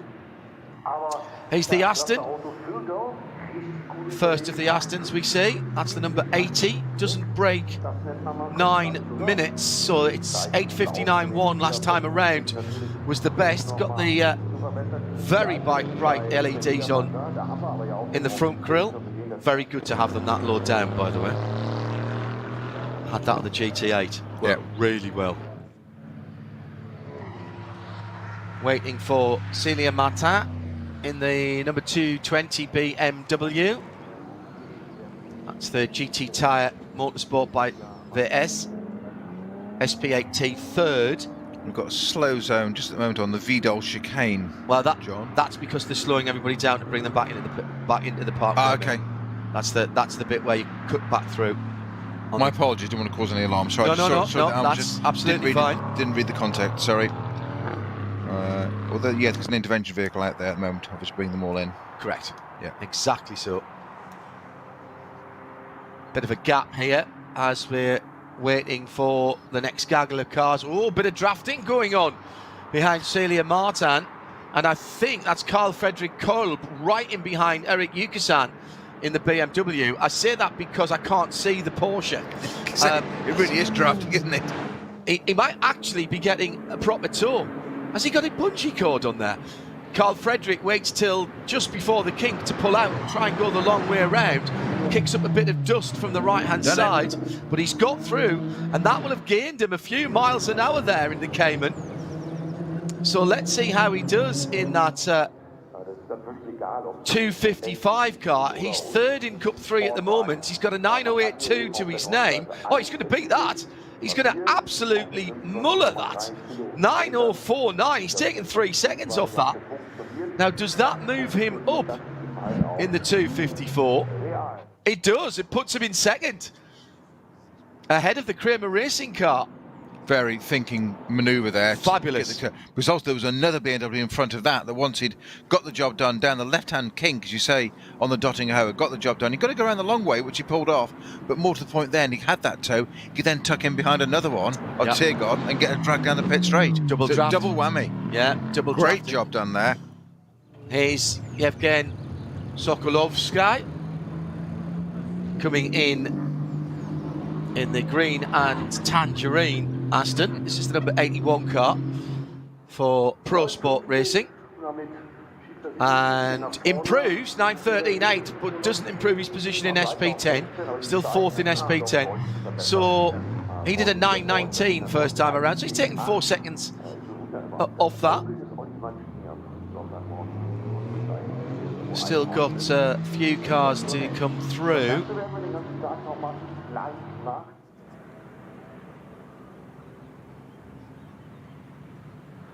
Best of the Astons is still the Door Motorsport number 69. That's an 8T car. That's an 850.677 for that car. Coming to the line next will be Martin Meenen in the 260. Black Falcon improves to a 25, 9:25 that is, 3:05, 6th in Cup 3, which is for those Cayman GT4 cars. Peter Elkman in the Golf should be next. It's the number 66 MSC, and he moves to a 9:14.6, but stays third in TCR behind the two Works Hyundais, which I think I saw just coming back out the pits there. They scored us running again. Not sure how that works, whether they'll be able to go out and do an extra lap. Jürgen Wöhringer, just gone over 9 minutes in the 250. He's into the last part of the run now for the VNS Motorsport. He's had a decent run. 9:26 last time around, 7th in Cup 3, comes to the line and goes to 5th in Cup 3, the 9:24. 2 place and several seconds improvement there. Now, Guido Heinrich, BMW 871 next. That is the Adrenaline Motorsport M2 Club Sport in Cup 5. That again is the class for them. And he leads his class. I don't think we've seen any others yet. 9:39 there. Mustang comes through. 23rd of this group, 9:34 is how they stand at the moment. He'll be through in a moment. Fabio Grossa for the 253. Another one of the Porsches. Lots of Caymans out the Cup 3 cars. And across the line, Fabio under it. It's going to be 11 minutes. This is not a great time. 10:59 for that car. Arjun Maini, 9:46 for the Aston. That's 6th. Sorry, for the Mathol Cayman, that's 6th in Cup 3.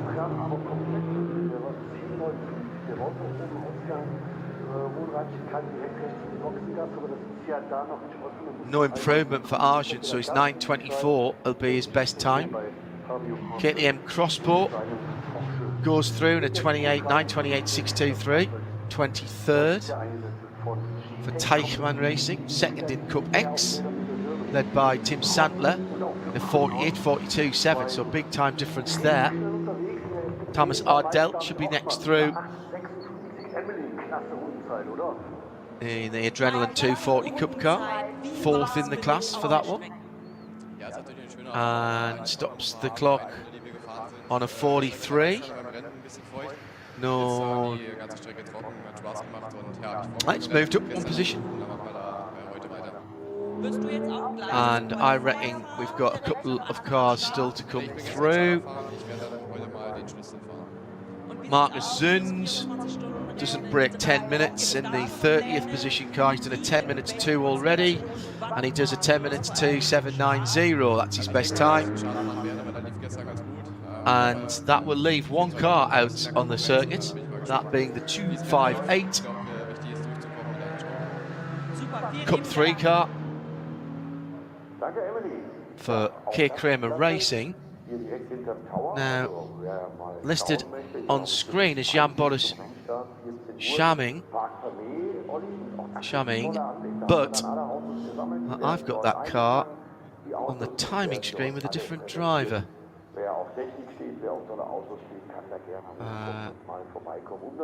But we'll go with our TV colleagues. 10:04 is his best time, but he doesn't move him from 31st position. So I think we are, if money is no object, then it's a 992 Cup car at 220,000 euros. If we're racing on a bit more of a budget, then it's a TCR car. 8:31, Peter. 8:31 round the full track. It's madness. You say Porsche's 1, 2 and 3 there, but and some decent pedalers in those cars as well. But completely through the reverse numbers as well. 127, 125, 126 for us, just to mix it up for us. Yeah, that's. I'm sorry, that's untidy.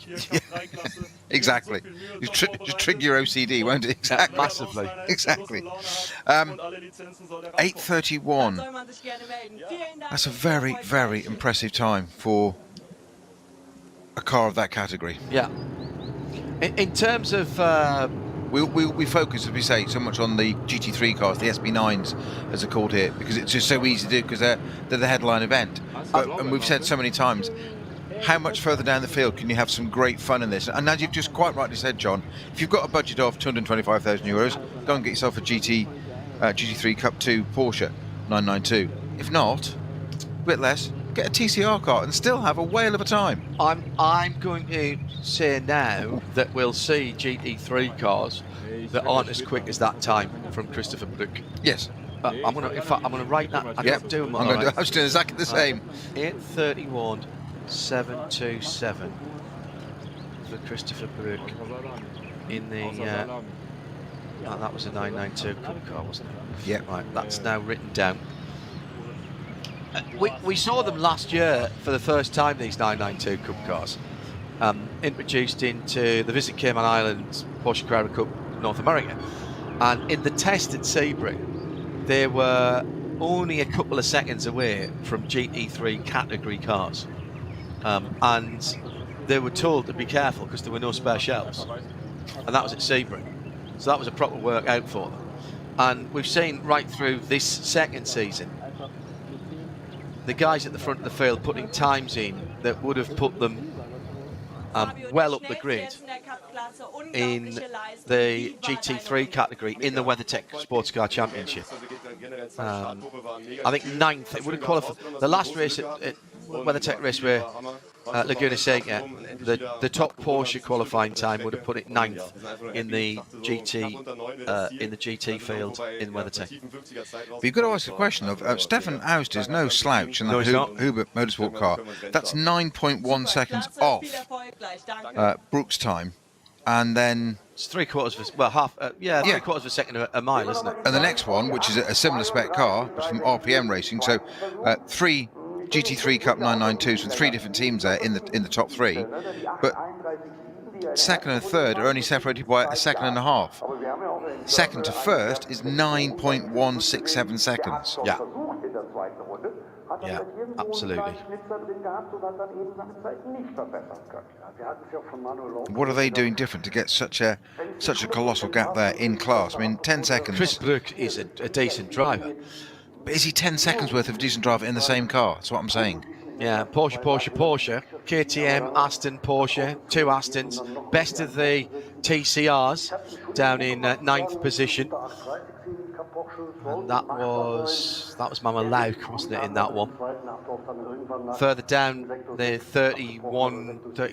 2 cars that didn't start there. The Opel Astra Cup car, we mentioned, the 89, and the 252 K Kramer Racing car. Didn't the 252 go in the previous run? Maybe not.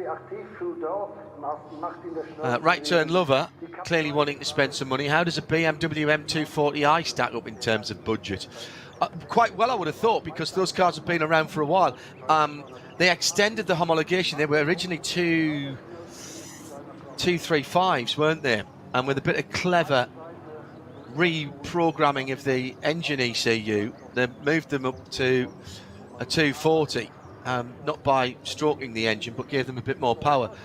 That class was originally, Cup 5 was originally the 235 class, and they built, I think they built 20 of them, and it was that's 50 years of BMW M this year. It was the entry-level BMW M racing car. Now, whether RTL, you can still buy a new M240 race car, I'm not sure. But Peter is finding that out. Even he knows people. He knows people at BMW. He's a product expert. I think expert's very kind. That's very kind. Very well sold, though. I like that. Thank you very much, sir. Did you like that? I did. Super little car, quite a short wheelbase, can be a bit twisty. Good fun to get sideways, as with all BMWs, they've got very long steering arms, so you can get a lot of opposite lock onto them. And that's even before you start playing them about with them. If you are doing drifting, you tend to throw even longer steering arms on, so you can get more lock on to hold it sideways. How about pre-owned? Yeah, pre-loved, but obviously fresh, ready to go racing. Yeah, 60,000 sterling. Right, okay. So we've got 3 different levels for those of you watching and listening for your Euro Millions jackpot this weekend. Because obviously I think the 3 levels of commentary. Yours, platinum grade. Me, I've got my novice cross on still. I think no, you've done more than 6 events. You're fine now. But at what level of ability? That's the point. That's the point. The clerk of the course hasn't complained. I think you're okay.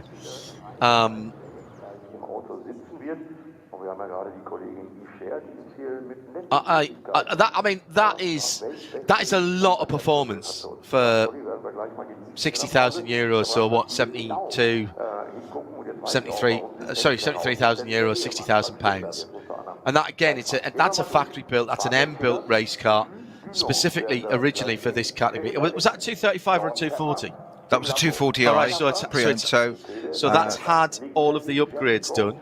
It's resplendent in so there were sport colours. 100,000 euros when they came out for the 2019 season, when it became the 240i from BMW. Right. The official price was 100,000 euros. So 89,000 at the time then. Yeah. Wow. But that was a jump of £25,000 over the 235s. The 235s, yeah. I think you could upgrade the 235s, because although there was some bits and pieces of aero and there was a different interior from memory on the 240, the main difference... Because the interior is really important on a race car. It was a different seat, actually, and a different dash. But I think the ECU upgrade it was an electronic retune rather than spanners and grinding valves and stroking things retune for that, and it extended the homologation of those cars for a wee while. So buy one for 60. No, you're absolutely right. The upgrade included optimised software, engine, end plates on the rear wings, different interior cabin. See, never argue with the knowledge. You see, I'm not even trying to catch him out here. I'm just trying to reinforce just how good it is, and it's you can't catch him out. It's only because I remember when they came out and we were talking about, whether you could upgrade them or not. Ian McCarthy with a good point. Hashtag RSL N24Q. A lot of teams getting more TV time this morning than they get for the rest of the year combined. Good to see. I do like that as well. So look, so collective, we have got 3 levels of potential competition here. Your 60 grand car, your 120 grand car, and your nearly 200 grand car. And BMW, rear wheel drive, front engine, straight 6 turbo, very nice. You've got your front wheel drive 330 TCRs, take your pick of your manufacturer. However, go for one of the new Evo VAGs, much easier to look after. The Cupra and the new Evo Audi RS3. How about this for how well engineered they are, Peter? And you'll understand. The old cars, the anti-roll bar had to have a big kink in it to go around the suspension.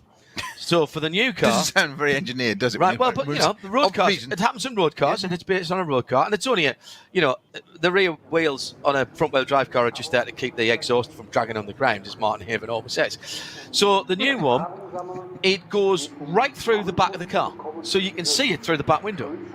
And if you want to swap the anti-roll bar or if you want to change the setting of the anti-roll bar, you take the wheel off and you can do it pretty much as you're changing the wheel. If you want to take it out completely, it's one clip and the whole thing being straight slides straight out, and then you slide the thicker or the thinner one back in. Engineering par excellence. Designed for racing. Oh yes, absolutely. And the cost of a new M4 GT3? Lots. $500,000. $500,000. Yeah. Right. And then you've got to try and get one. By the way, also, always read the small print. Starts. Yes. $530,000. Yes. And then you've got to get one because they're... Absolutely so. Yeah. The M240i was replaced by the M2 Club Sport. So that's the current one now. So you get more brake horsepower per dollar, though. It gets 590 brakes, so it's a dollar of a brake horsepower. It's not bad, is it? That's one way of looking at it. Johannes, thank you for that. I'm still thinking 60 grand for a M240. I wonder if I could take me permit in a 240, or it might be too powerful. Right, let's get to the big lads at the front of the fields. The cars coming out of pit lane now are for Group 1, which is our third and final group of top qualifying. So this much more like what we've seen in the past. If I could only find the right... There we are. I was going to say the right piece of paper, but it's the right piece of electronics. I try not to print stuff out nowadays, but I have many screens. So this one is the opposite way around. So this will go from back to front, correct? Yes. So first out, 31st in this group. So first out will be the Ayachan Guven number 25 car. That's one of the Cup 3 Porsches from memory. The number 25. Let's check that. Chan driving with...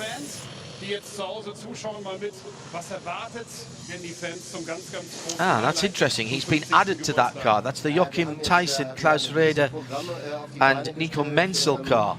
That's not the car that we saw him in yesterday. Then it's the Nicky Katzberg 98 BMW. That's the car that he shares for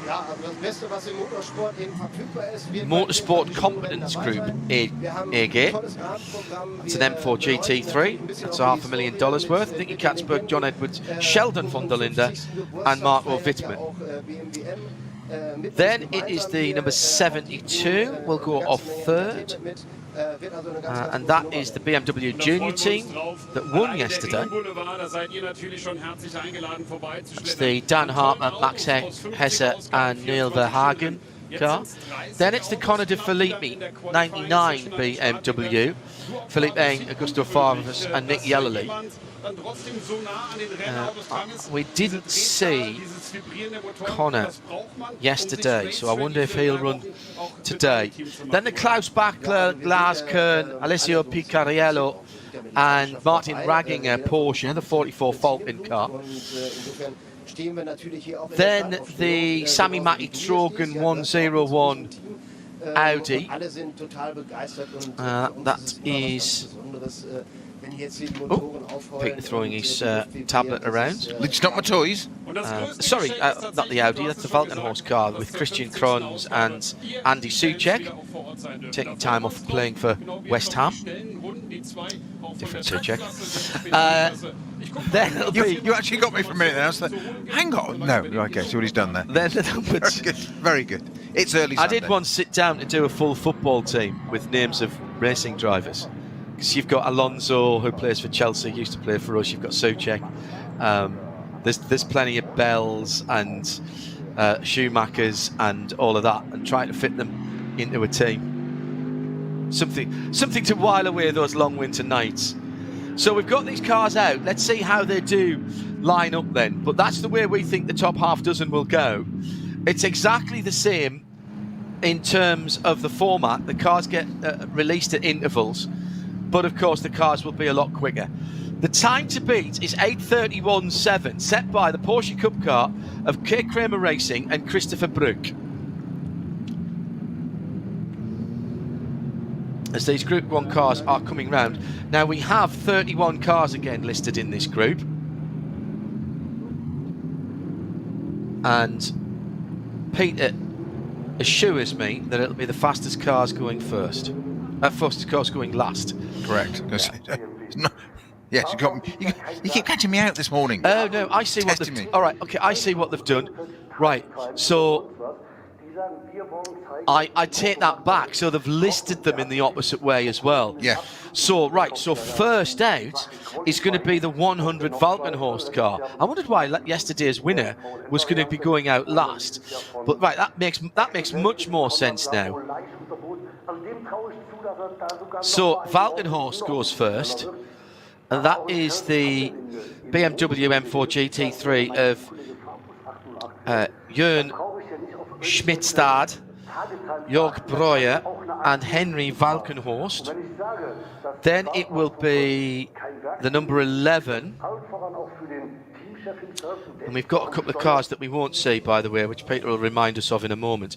The number 11 is the Twin Bush by Equipe Vitesse. That's the Alea Earhart, Michael Heimerich, Pierre Kaffer and Arno Klassen car. Got to put Pierre in that, haven't you? That's one of the Pro-Am SP9s. So Falkenhorst at the front. And which driver is that in the car? Should have looked up earlier.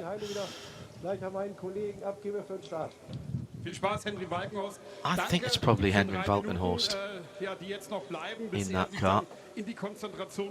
Yes, it is. The black helmet. Get in. BMW M colours, 50th anniversary of BMW M. It's the featured mark at the Goodwood Festival of Speed. I see M this year, BMW M. That's why you can go down to Goodwood and drive a whole fleet of M BMWs. Including the insane M8 with over 625 horsepower. And you can just pay and go and drive it around there. Round the track? Yes. Really? Yes. So they have sort of an experience centre there? Retail performance, track experience, yeah. And you can go and drive three BMW M cars, ranging from a 135 through to they've got M4s, M3s. They used to have M2s, they've got rid of those now. So it's 135s. They'll actually start with a John Cooper Works Mini. 135s, M3, M4, M5 competition, which is 600 brake and weighs the size of a small planet, and then an M8 just a really. So an M8's an SUV then, isn't it? No, that's the coupe. Oh, it's the coupe. Of course it is. The big coupe. Oh yes, Bradley likes the look of a 850 BMW. But he can't go taxiing in that like he can in his E-Class. S-Class. No, it's a actually it's an S-Class. That one it's got. Current one. No, it's a coupe. It's one of the CLSs. CLS. Yes, CLS. So it's on the E-Class platform. Very nice car, that. Always handy for doing weddings and funerals as well, to earn them a bit of money. 4-door coupe that Mercedes pioneered. Just looking at the BMW 750 or 740i that was raced in South Africa, reading an article about that the other day, which I believe was only raced in South Africa. So it is Henry Valkenhorst, Valkenhorst BMW, the number 100, that will get off first for our final 31 cars. Race director standing by with the green flag. One warm-up lap around the full Nordschleife. If you come in before that, you've got trouble.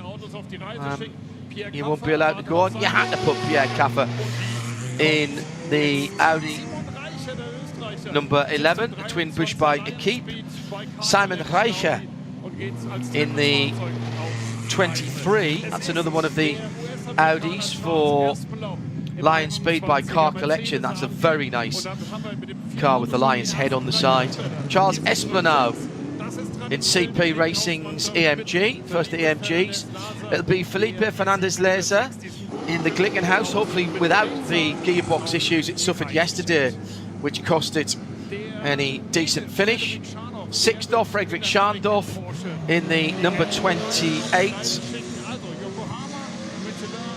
It's the Dynamic Motorsport. Christian Engelhardt, Marvin Diensten, Adrian Delenier and that as well. It's Ferdinand Stuck in the GT2 Crossbore, the 117. It'll be Valentin Asklov for Aston Martin and the number 90. It's the first of the... Actually, there is only the one GT3 car, isn't there? The TF Sport. Yes, that's the Charlie Eastwood car. The rest of GT4s, yeah. Jordan Pepper in the Lamborghini Huracan for Conrad. That's a sensible choice. Luca Sandro Trefs for the 55 AMG. And 55 is run by Landgraf Motorsport. Patrick Pilet in the 33 Falcon Porsche. Mathieu Jaminet. What was Matty in as he got away? Or has that just changed? 24 Audi goes away. 24 Audi is the second of the Lion Speed car. That was Chris Meese. Then it was Schramm in the Audi. Frank Stippler goes in the number 5. Red, white, and blue car for Scherer Sport. Chris Haase for the 22. Second of the Haase car. That is Team Phoenix, of course. Reinhard Kofler for the 116. That's the bright tangerine KTM Crossbow. Fabi Schiller for the Team Get Speed number 3 AMG in the BWT colours. Then it's going to be Ben Tuck for the 102, the Alpecin sponsored BMW. And he shares that with Jörg Muller, Valkenhorst car. Hopefully it doesn't get too hairy for him on the way around. I'll get that one out of the way. Yannick Metzler for AMG number 34. Then our Minty Special with the kelp blue colour on it for Mercedes Team Bilstein. Nick Tandy is doing the qualifying. I thought he might. It's an extra 3 laps to get used to the car. He did practice this morning, warm up this morning. So Brittany and the family tuned in Bedfordshire. Then Luca Ludwig for the Ferrari number 26 octane car. Jesse Crone, no relation to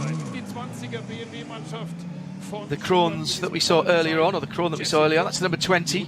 Christian Cronjes in the 101 Valkenhorst car. It's a Yokohama machine. Another BMW, of course. Alessio Picariello for Porsche and for Falcon. It's the 44. Augusto Farfus, we're getting towards the quick boys who finished well yesterday. Augusto Farfus, 99 Rover BMW. Second place yesterday, wasn't it? Yeah. Dan Harper for BMW 72. That was the winning car from yesterday, the shell-coloured car, the Bmw Junior Team. Sheldon von der Linde in the other Rover car, the Rover 98. And Nico Menzel is last off the line in the number 25 Porsche. Still, of course, the 991.2 there for Uber Motorsport. The 992 GT3 class car has been extensively testing over the last few weeks. Was at Spa a couple of weeks ago. It's been out in Italy as well. They've been doing some high-speed testing on that car. The guys at Porsche Motorsport say that will be done by the end of the summer. They'll finalise the homologation of that car, and their customers will have them early next year, early 2023, for the 992 version of the GT3 category car, at SP9, as it's known here. I'm rubbing my hands with glee already at the prospect of that. Well, seeing what the 992 Cup car can do, 831, precisely. We might know ourselves. Yeah. Now, it's a balance of performance category, so the FIA will, have to get amongst that. But we know how good Porsche are at producing racing cars. They've been shelling out 992 Cup cars, and the new GT4 Cayman Club Sport.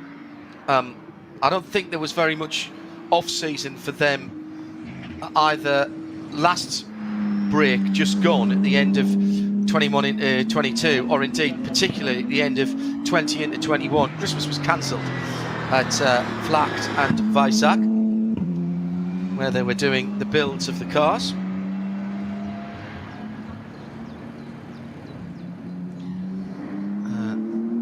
And they managed to produce enough cars over the winter of 20 to 21 for 5 series around the world in Carrera Cup. So that was Super Cup, Carrera Cup North America, Asia, Benelux and Deutschland, Germany, sorry. And pretty much everywhere else has got them this year. Up the road over the weekend up until yesterday, it was Benelux, Deutschland and France all racing in separate categories. Jaminet car was not on its grid position. I thought not. Thank you, Right Turn Lover, for spotting that. So for now, Mathieu Jaminet should have been out. So was that a technical problem? You said to me that you thought that we might have lost somebody this morning, Peter, in the warm-up. Well, I didn't think that was one of the top cars. No, not in this category, no. So, Jam Jam, as he's affectionately known, should have been in a Porsche, and now all I've got to do is find which one it was. He was in the Julian Andlau car, wasn't he, with Matty Campbell? Yes, he was. So that should have been the DBO Motorsport Porsche, the number 27. So that car, either not deciding not to take part in this, or very late on parade and didn't get out of the pit lane when it closed. So let's keep an eye up for something else to make a note of for when we come back for the race, Peter. It's the number 27. Well, we should remember that car today on the 40th anniversary of Gilles Villeneuve's death. So that'll be an easy number to remember. Right, here comes the Valkenhorst number 100 with Henry Valkenhorst at the wheel. Cross the line. Grand Prix circuit often catches a lot of people out because you think, well, it's not the Nurburgring and it's not the Nordschleife, so it should be pretty easy. But the first braking area into that downhill right-hander, very difficult indeed. Through the shortcut, short shift through what was normally turn 5. I think you take a couple off, And then again, you're going down the hill. That early part of the Grand Prix track is actually far more technical, Peter, than people sometimes give it credit for. Oh, completely so. And it's, as you said, a lot of it is downhill. You don't realise that's what's catching you. You drop all the way down to the bottom of that and then back around again. So it's a climb back up, obviously the other side. Bound to be the case, but you just, with a lot of curves. So it's almost slower technical downhill, faster rights coming back up. Sorry. Faster corners coming up, right, so they'll come up to the Nordschleife. Quite interesting. Again, and it's a good enough little circuit on its own. Oh, yeah. But we keep saying it's a little circuit because of the Nordschleife and what you're going to go on to next. Just slightly longer. Can apparently. You imagine in the years way back in time when they used the whole circuit, the Gesamtstrecke, so the Südschleife as well, linked to the old Nordschleife. Some of it's still there. A lot of it, sadly, perished when the new Grand Prix track was built, particularly down towards the southern end. But there's still bits of it there. It's 36 kilometres around, or something ridiculous like that. I mean, the new track, as we still refer to it, that's 84 that opened. I think it. Yeah. I mean, that's nearly 40 years already. It's been with us. Can you just stop that, please? I know. Immediately. Chris Haase is on a bit of a mission, so is Fabi Schiller. Frank Turlover says, do they have early lunch reservations? They've overtaken cars on the warm-up lap. That's allowed. Absolutely allowed. So they'll be starting their lap shortly. See the times coming in. Henry Valkenhorst then, 40.8 seconds round the first part of the Grand Prix track, but the times are getting quicker. Felipe Fernandez Laser in the Glickenhaus, quickest in sector 2 for the moment, but then Schandorf goes quicker. Then it'll be Ferdi Stuck that goes through in the KTM Crossbow. This is all on the Grand Prix circuit. Where's the TF Sport Aston? Not bad. Jordan Pepper is the first driver to go under 40 seconds for the first sector in the Conrad Lamborghini.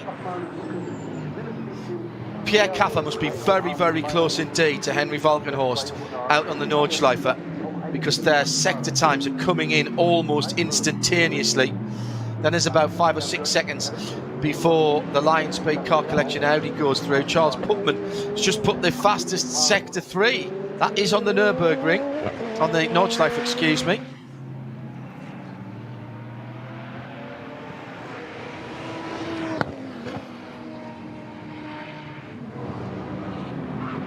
Fabi Schiller was very quick on his warm-up lap. We said he'd overtaken a couple of cars. Had 3 top sectors in there. He's just gone across the line. Christopher Haase has gone through as well. 15th across the line, Haase, so he has made up some positions, as we thought. True Racing KTM just heading out through the Michael Schumacher S. Who should be next through? It should be the Valkenhorst number 1 or 2 coming to the line next. Then the Team Bilstein, then Nick Tandy in the Porsche. Ah, well, that was interesting, because the Schnitzelam car came through in front of the Team Bilstein 6, the minty fresh car. Yellow flag at Vauxhall. Fuchsrue. Nick Tandy's gone through to start his lap. Here comes the Rover Racing BMW towards the end of the lap to start their flyer. That yellow flag is still out at the Fuchsrue, so that's not good. Particularly not good for everybody who's following through now, who hasn't reached it. Rover BMW, Rover Racing BMW going down. That's the 99 car to turn 1. What do you reckon then, Peter? Where's your money? It's very, very hard not to put money on BMW. You've got to for this. No disrespect to anybody else, but if there's not a BMW in the top 3, I'll be amazed, and I'll be equally surprised if it's not on the top step. There you go, said it now. By the way, it's your money, not mine. That's why I'm so confident. I'm sorry, this is like playing cricket in our backfield back in the days. You pay for your own china, mate. I'm sorry. 28 Porsche in problems at Fuchsrud, the dynamic car. That's where the yellow flag is at the moment. So that was Freddie Schandorf in that car. Just picking that up from the tracker. They had started their flying lap. Which car was that? 28? 28. Yeah. The should be dynamic motorsport. Correct. Yeah. SP9. It is moving slowly though, so it's on the way back. It's up at Exmüller now. I think it's on its way back, but yeah, track showing is clear now at Fuchsrud. But it does appear to be travelling slowly.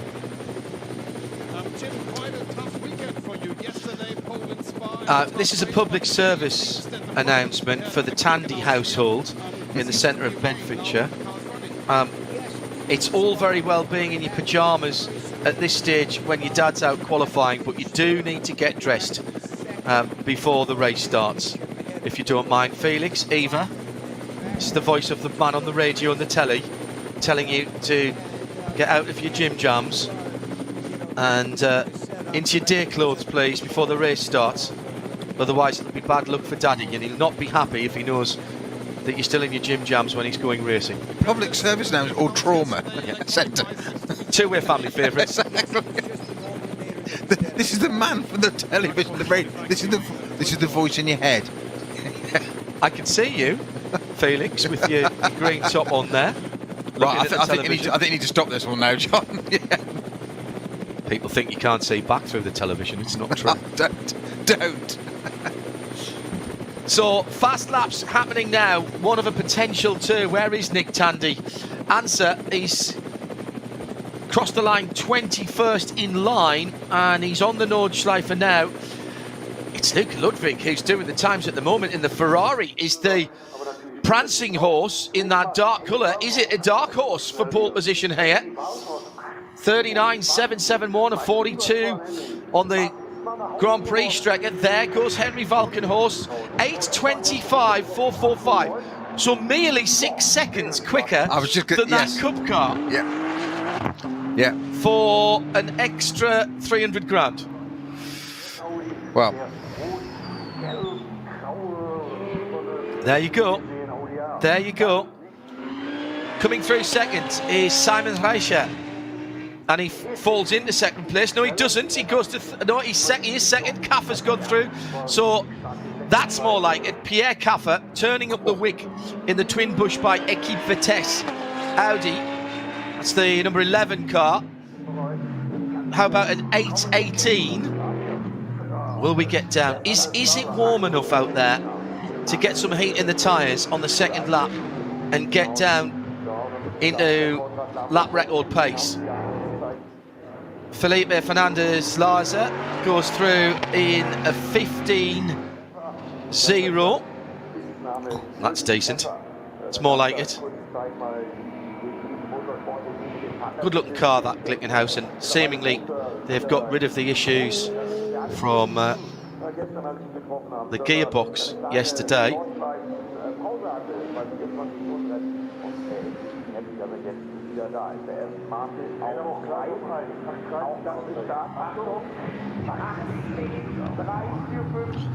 There's Jordan Pepper in the Lamborghini, goes to the top, 8.10.345 for Conrad.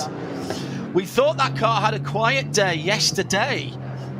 Snowy, he's a good peddler, is Jordan. Another underrated racing driver. Patrick Peely about to come through. He goes through in second. Jordan Pepper though, top of the shop at the moment. Extraordinary time, 8:10 there. As we said yesterday, didn't we? Not only we've had a quiet day, but that car was on pole at NLS 1, I think, this year. But finishing in 10th, if I remember correctly, but just didn't quite deliver in the race. But it's got the pace, just not always the race pace.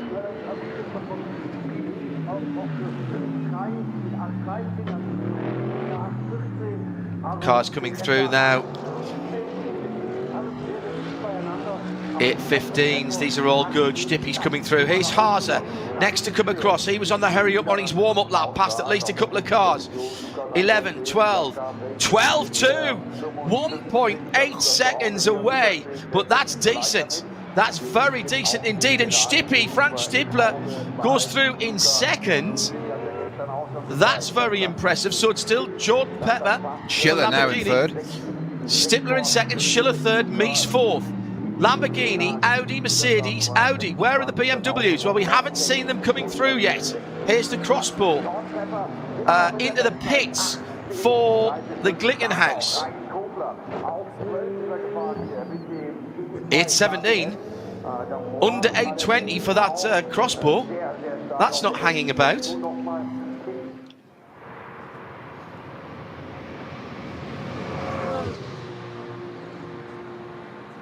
I'm just trying to find the qualifying lap record, which was, I'm pretty certain, was set in first round of the series, the show, wasn't it? 750. Not on this configuration. No, correct. No, NLS. So you've got to find the one from the 24-hour race.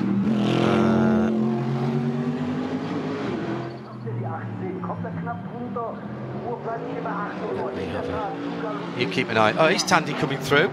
Ferrari to the top of the times. 8:09, 4:42. Now we're pushing. From Luca Ludwig there. What a time. He had a lot of early pace in that car. And we keep saying it's a German series. Well, it's the Italians at the top now. Ferrari and Lamborghini. Yeah. Octane 126, Conrad Motorsport. 8:09 and 8:10. That's a full second. They've gone on to another lap. Nick Tandy. Where's he gone through? In 14th with an 8:15 6:02.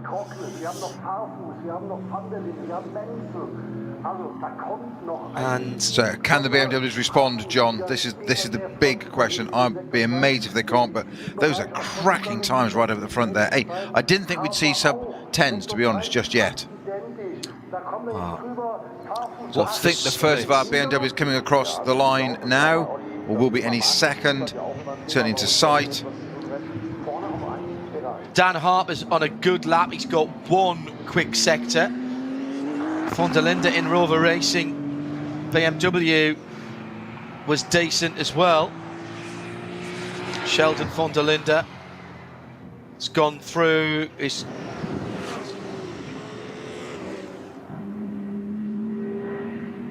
seven.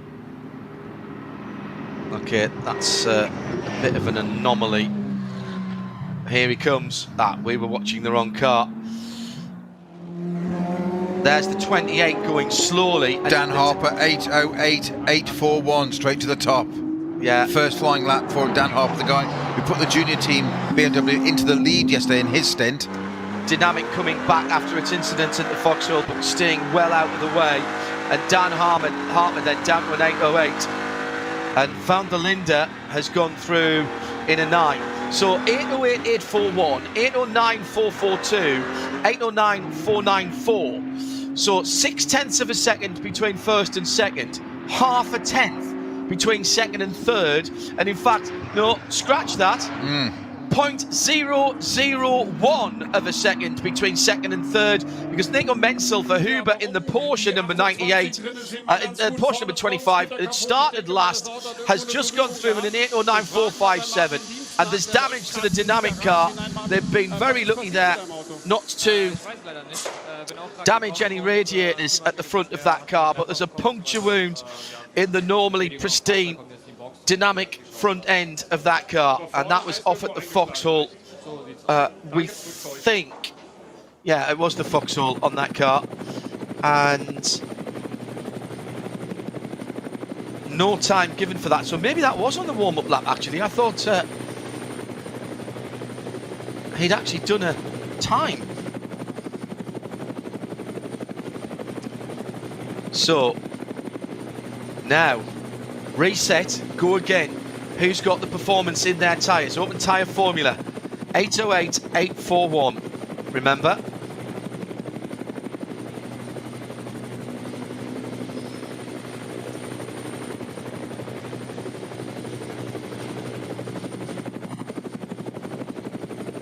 Peter Snowden and John Hindorf. Sorry, go ahead. Sorry, Jordan Pepper currently setting personal bests in sectors 1, 2 and 6 at the moment. Not really going to count sector 4. We think sector 4 is a slightly odd sector to have because it's less than, I think it's less than 700 meters, and it's only, they cover it in 10 seconds. So slightly odd sector to have, that one. Seems like they had a place with the rest. Yes.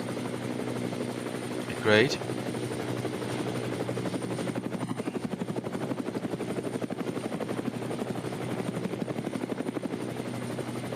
Very impressed with Pierre Caffer.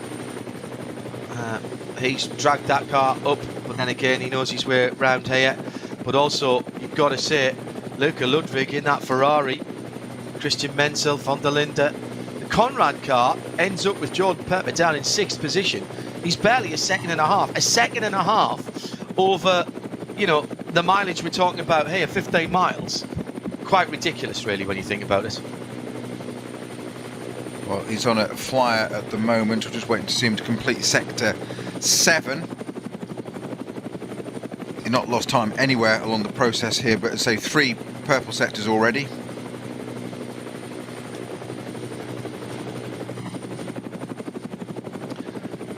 That Lamborghini in the livery that we've come to know and love down through the years.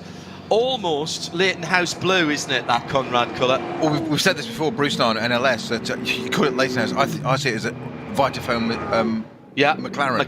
Maserati. Yeah, MC12. MC12s, yes. Of course, we mentioned lap records being set earlier. Of course, they are not actually set, which is using that as a reference for a target time. You can't set a record until it's actual race, but it's still a matter of pride as well. Yeah. So the Conrad Lamborghini about to come and cross the line. Slight improvement up to 8:10 now. 8:10.1. But just didn't quite ace it in the last 3 sectors of 7, 8 and 9, John. I think I can't Moves up to 6 though. I can't find anything quicker than Lawrence Vanto in the 991 GT3 at an 809.1. That was qualifying. So I reckon if that stands, that 808, I reckon that's a new qualifying record on this version of the track for Dan Harper. I've gone back through. He won't mind that, will he? Various bits of notes there. And to put that into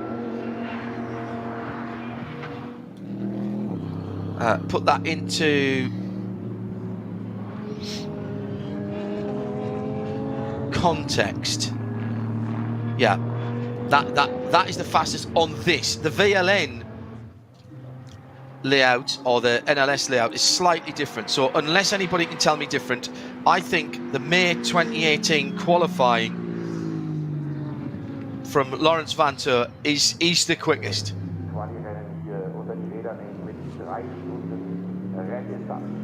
Hello to Jess Westbrook, who's also tuned in. Now apparently it's spelling an SAT revision in the Westbrook household at the moment. Yeah, it's SAT this week for those who've got year 6 children. Yeah. Hello Jess, I hope you're well this Sunday morning, as it is with you in the UK. Just coming up to 20 minutes before 11. Community radio for the endurance sport. Just so happens our community is not geographical, it's by the sport. Our transmission area is global, but good to know that the families are tuned in. Richard Westbrook in the Glickenhaus. Had problems yesterday with the shifter on that car, gearbox. Felipe Fernandez in 19th at the moment, but of course leading SPX. They're saving themselves for their 3 hours. And full coverage, of course, of the 50th running of the ADAC Total Energy 24-hour of the Nürburgring. In a couple of weekends' time, we'll have the full crew on site. Sound and vision for you, all free, no blocks, no breaks. And if you are either today or in a couple of weeks' time slightly bandwidth challenged, or you're moving around, maybe in the car, we don't want you distracted with the pictures, you can take the audio via RS1 from player.radiolemans.co. Actually, just tack that onto your home screen of your smart device, tablet, phone, computer. You can find you can dump it on your home screen, and then you can just click through to it. It'll open up in a separate window. RS1 this weekend, or today rather.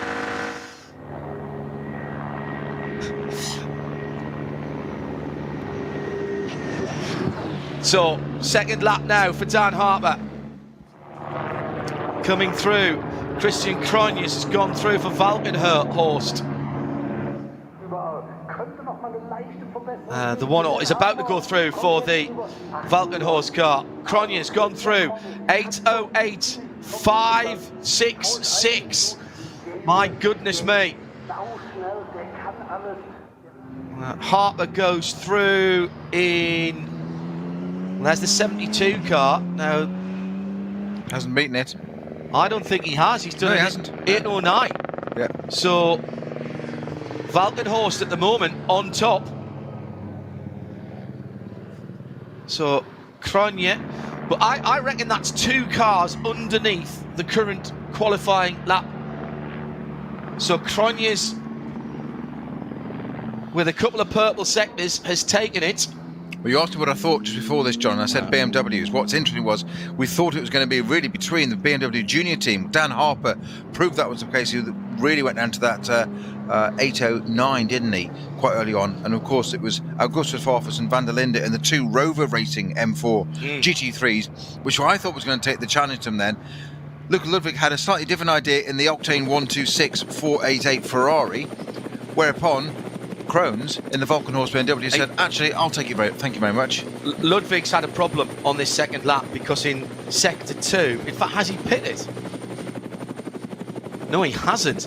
He's got a minute in Sector 2, which should be 40-ish seconds, 41, 42 seconds.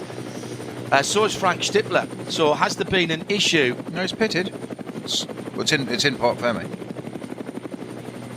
Okay, that's why he slowed down. Yeah, correct. Yeah, he's done the GP circuit and gone to Parc Fermé. Yeah, okay. So only Crone's then has improved on that second lap for Valkenhorst. BMW, Ferrari, Porsche. Nick Tandy, 8:16 to back up his 8:15. That'll drop him down to 20th in class, 21st overall. Well, waiting for them to come in to where the scrutineering bay is.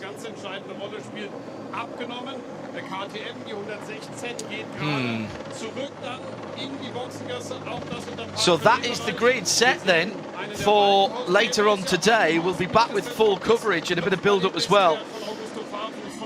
Patrick Simon just waiting for the pole sitter to come in. It's a heck of a run, you know, by the 101.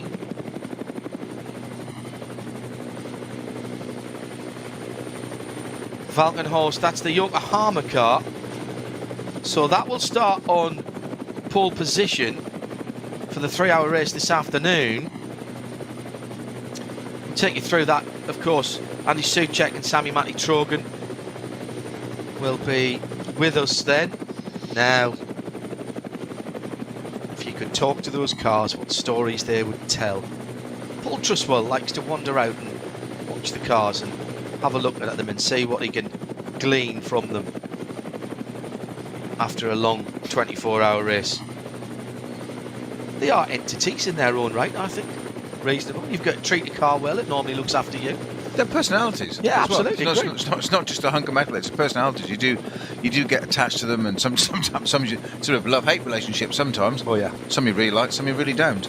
But you do talk to them. It is extraordinary. You're going around, you do talk to the car. That's going to sound very strange, but a lot of people will get that. If you've been away from a car for quite a while and you go back to it, you know, you automatically remember it. It's like meeting an old friend. Yeah. Here's confirmation and pole position for BMW. They've locked out the front row again with Valkenhorst and BMW Junior Team, Crone and Harper. Maybe the dark horse was the prancing horse then, Luca Ludwig, just 0.8 of a second away at the end. The gap's opened up a wee bit, but very tight between the Ferrari and the Porsche in third and fourth position.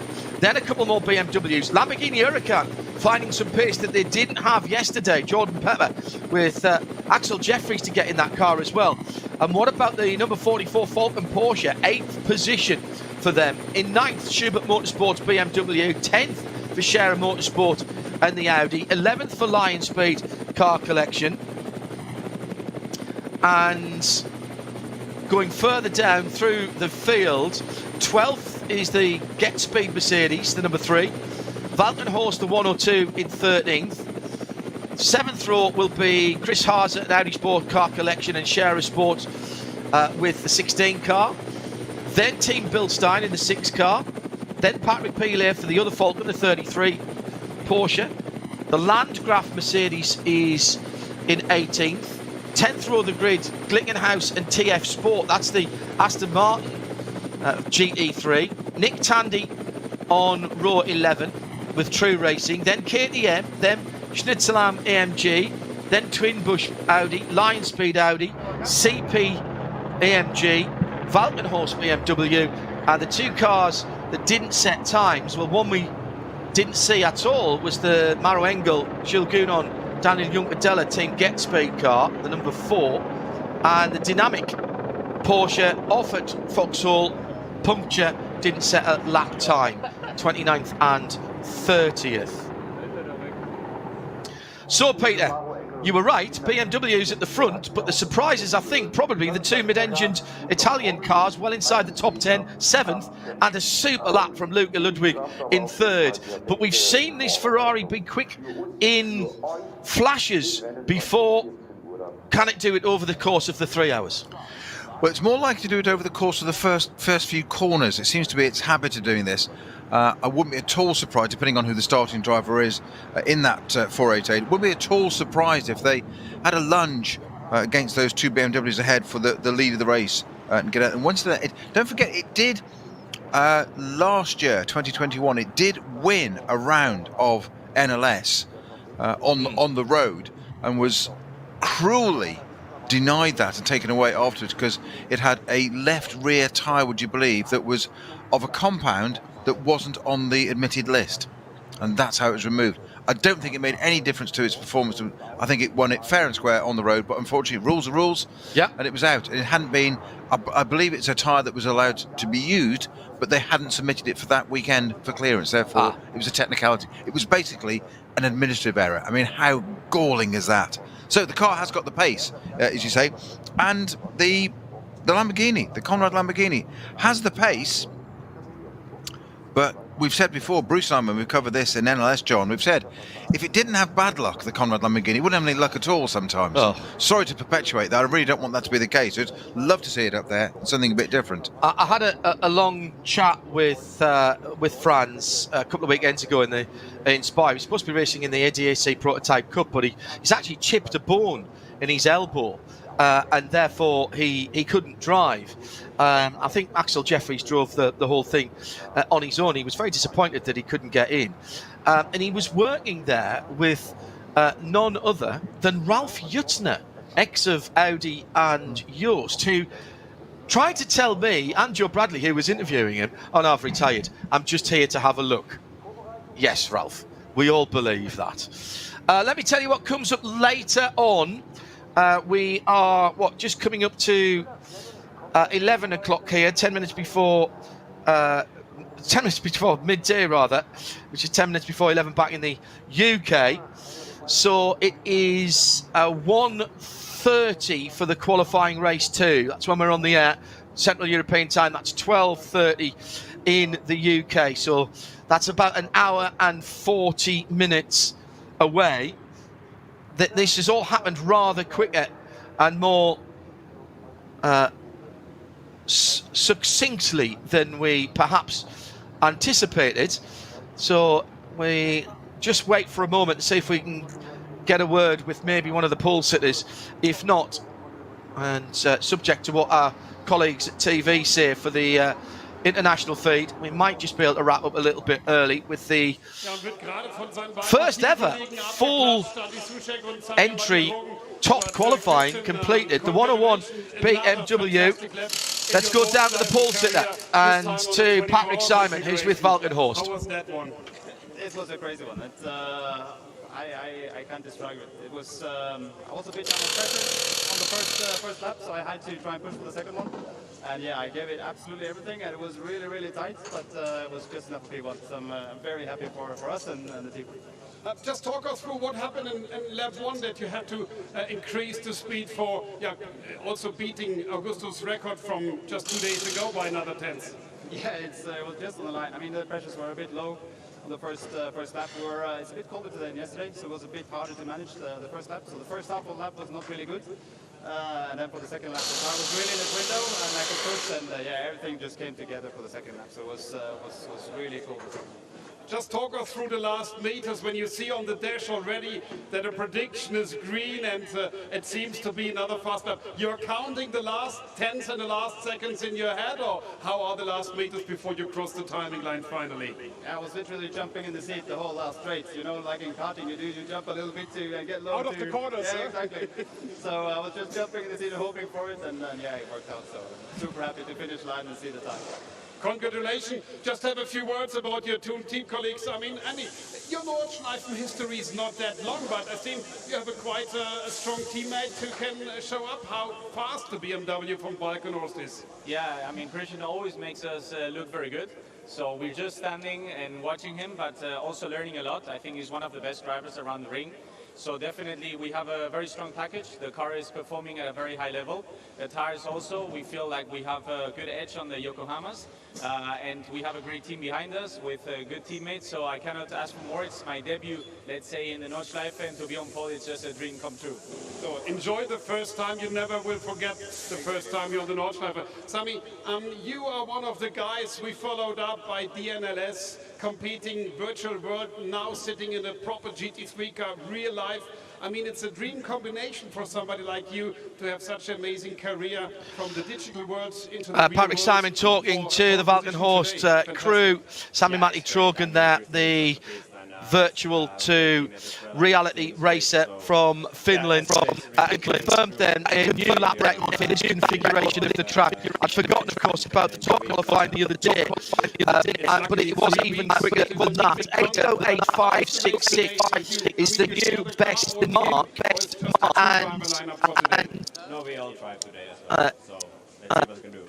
just to remind ourselves then, 8:08.566 is the new best mark in qualifying. We'll wait to see what the race lap record is. Thanks to Emily and to Patrick Simon down in the pavilion. Some final thoughts for you from you before we wrap up. This afternoon, we will get another 3-hour race. Yesterday it was won with a 6, then 8, then 7 lap stint. Do you see any reason to change that from the guys at the front?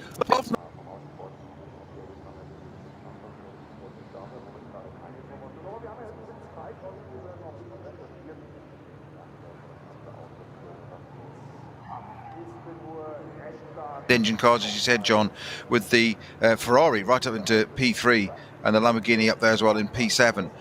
Also, BMWs, we said all along that BMWs are strong. This new M4 GT3 car, it's the strongest one at the moment. It seems to be the car of the moment, but good to see one of the other teams that's running it now at the top of the timesheets. Is that, it's the newest GT3 3 car, and it's built to the expected new regulations. Apparently the manufacturers have seen the new regulations, but nobody else has. The new FIA and ACO GT3 regulations that are coming in a couple of years' time.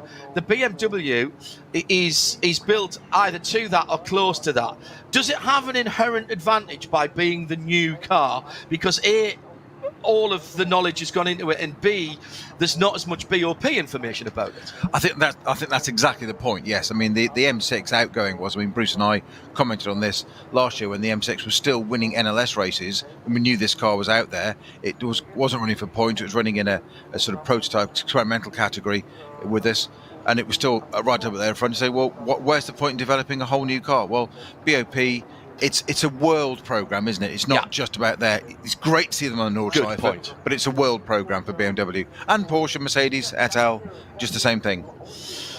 Well, we'll see how they get on this afternoon and whether they can back up yesterday's. It was an old BMW front row yesterday, and the Bmw Junior Team came through to win with a super middle stint. Willkommen, liebe Zuschauer, zu dem Motorsportspektakel schlechthin.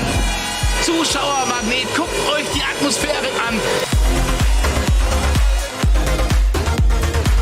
Sensationelle Stimmung in der Eifel. Die Fans sehen wir hier, das Fahrerlager ist voll. Also wenn du hier nicht aufgeregt bist, dann hast du irgendwas versäumt.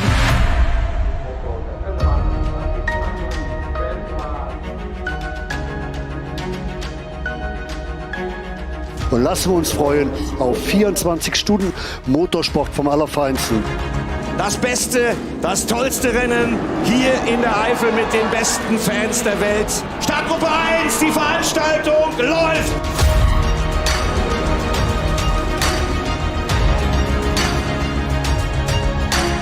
Ich krieg die Pimpernellen und ihr ärgert euch, wenn ihr nicht angereist seid.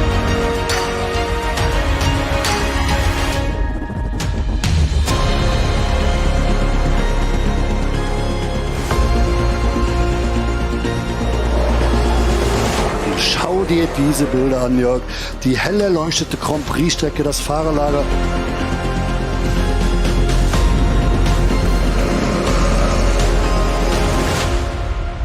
Rock and roll.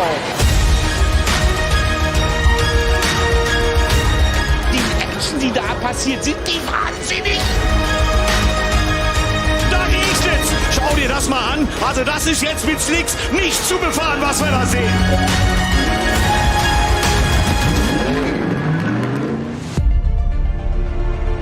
Es überschlagen sich wieder einmal die Ereignisse.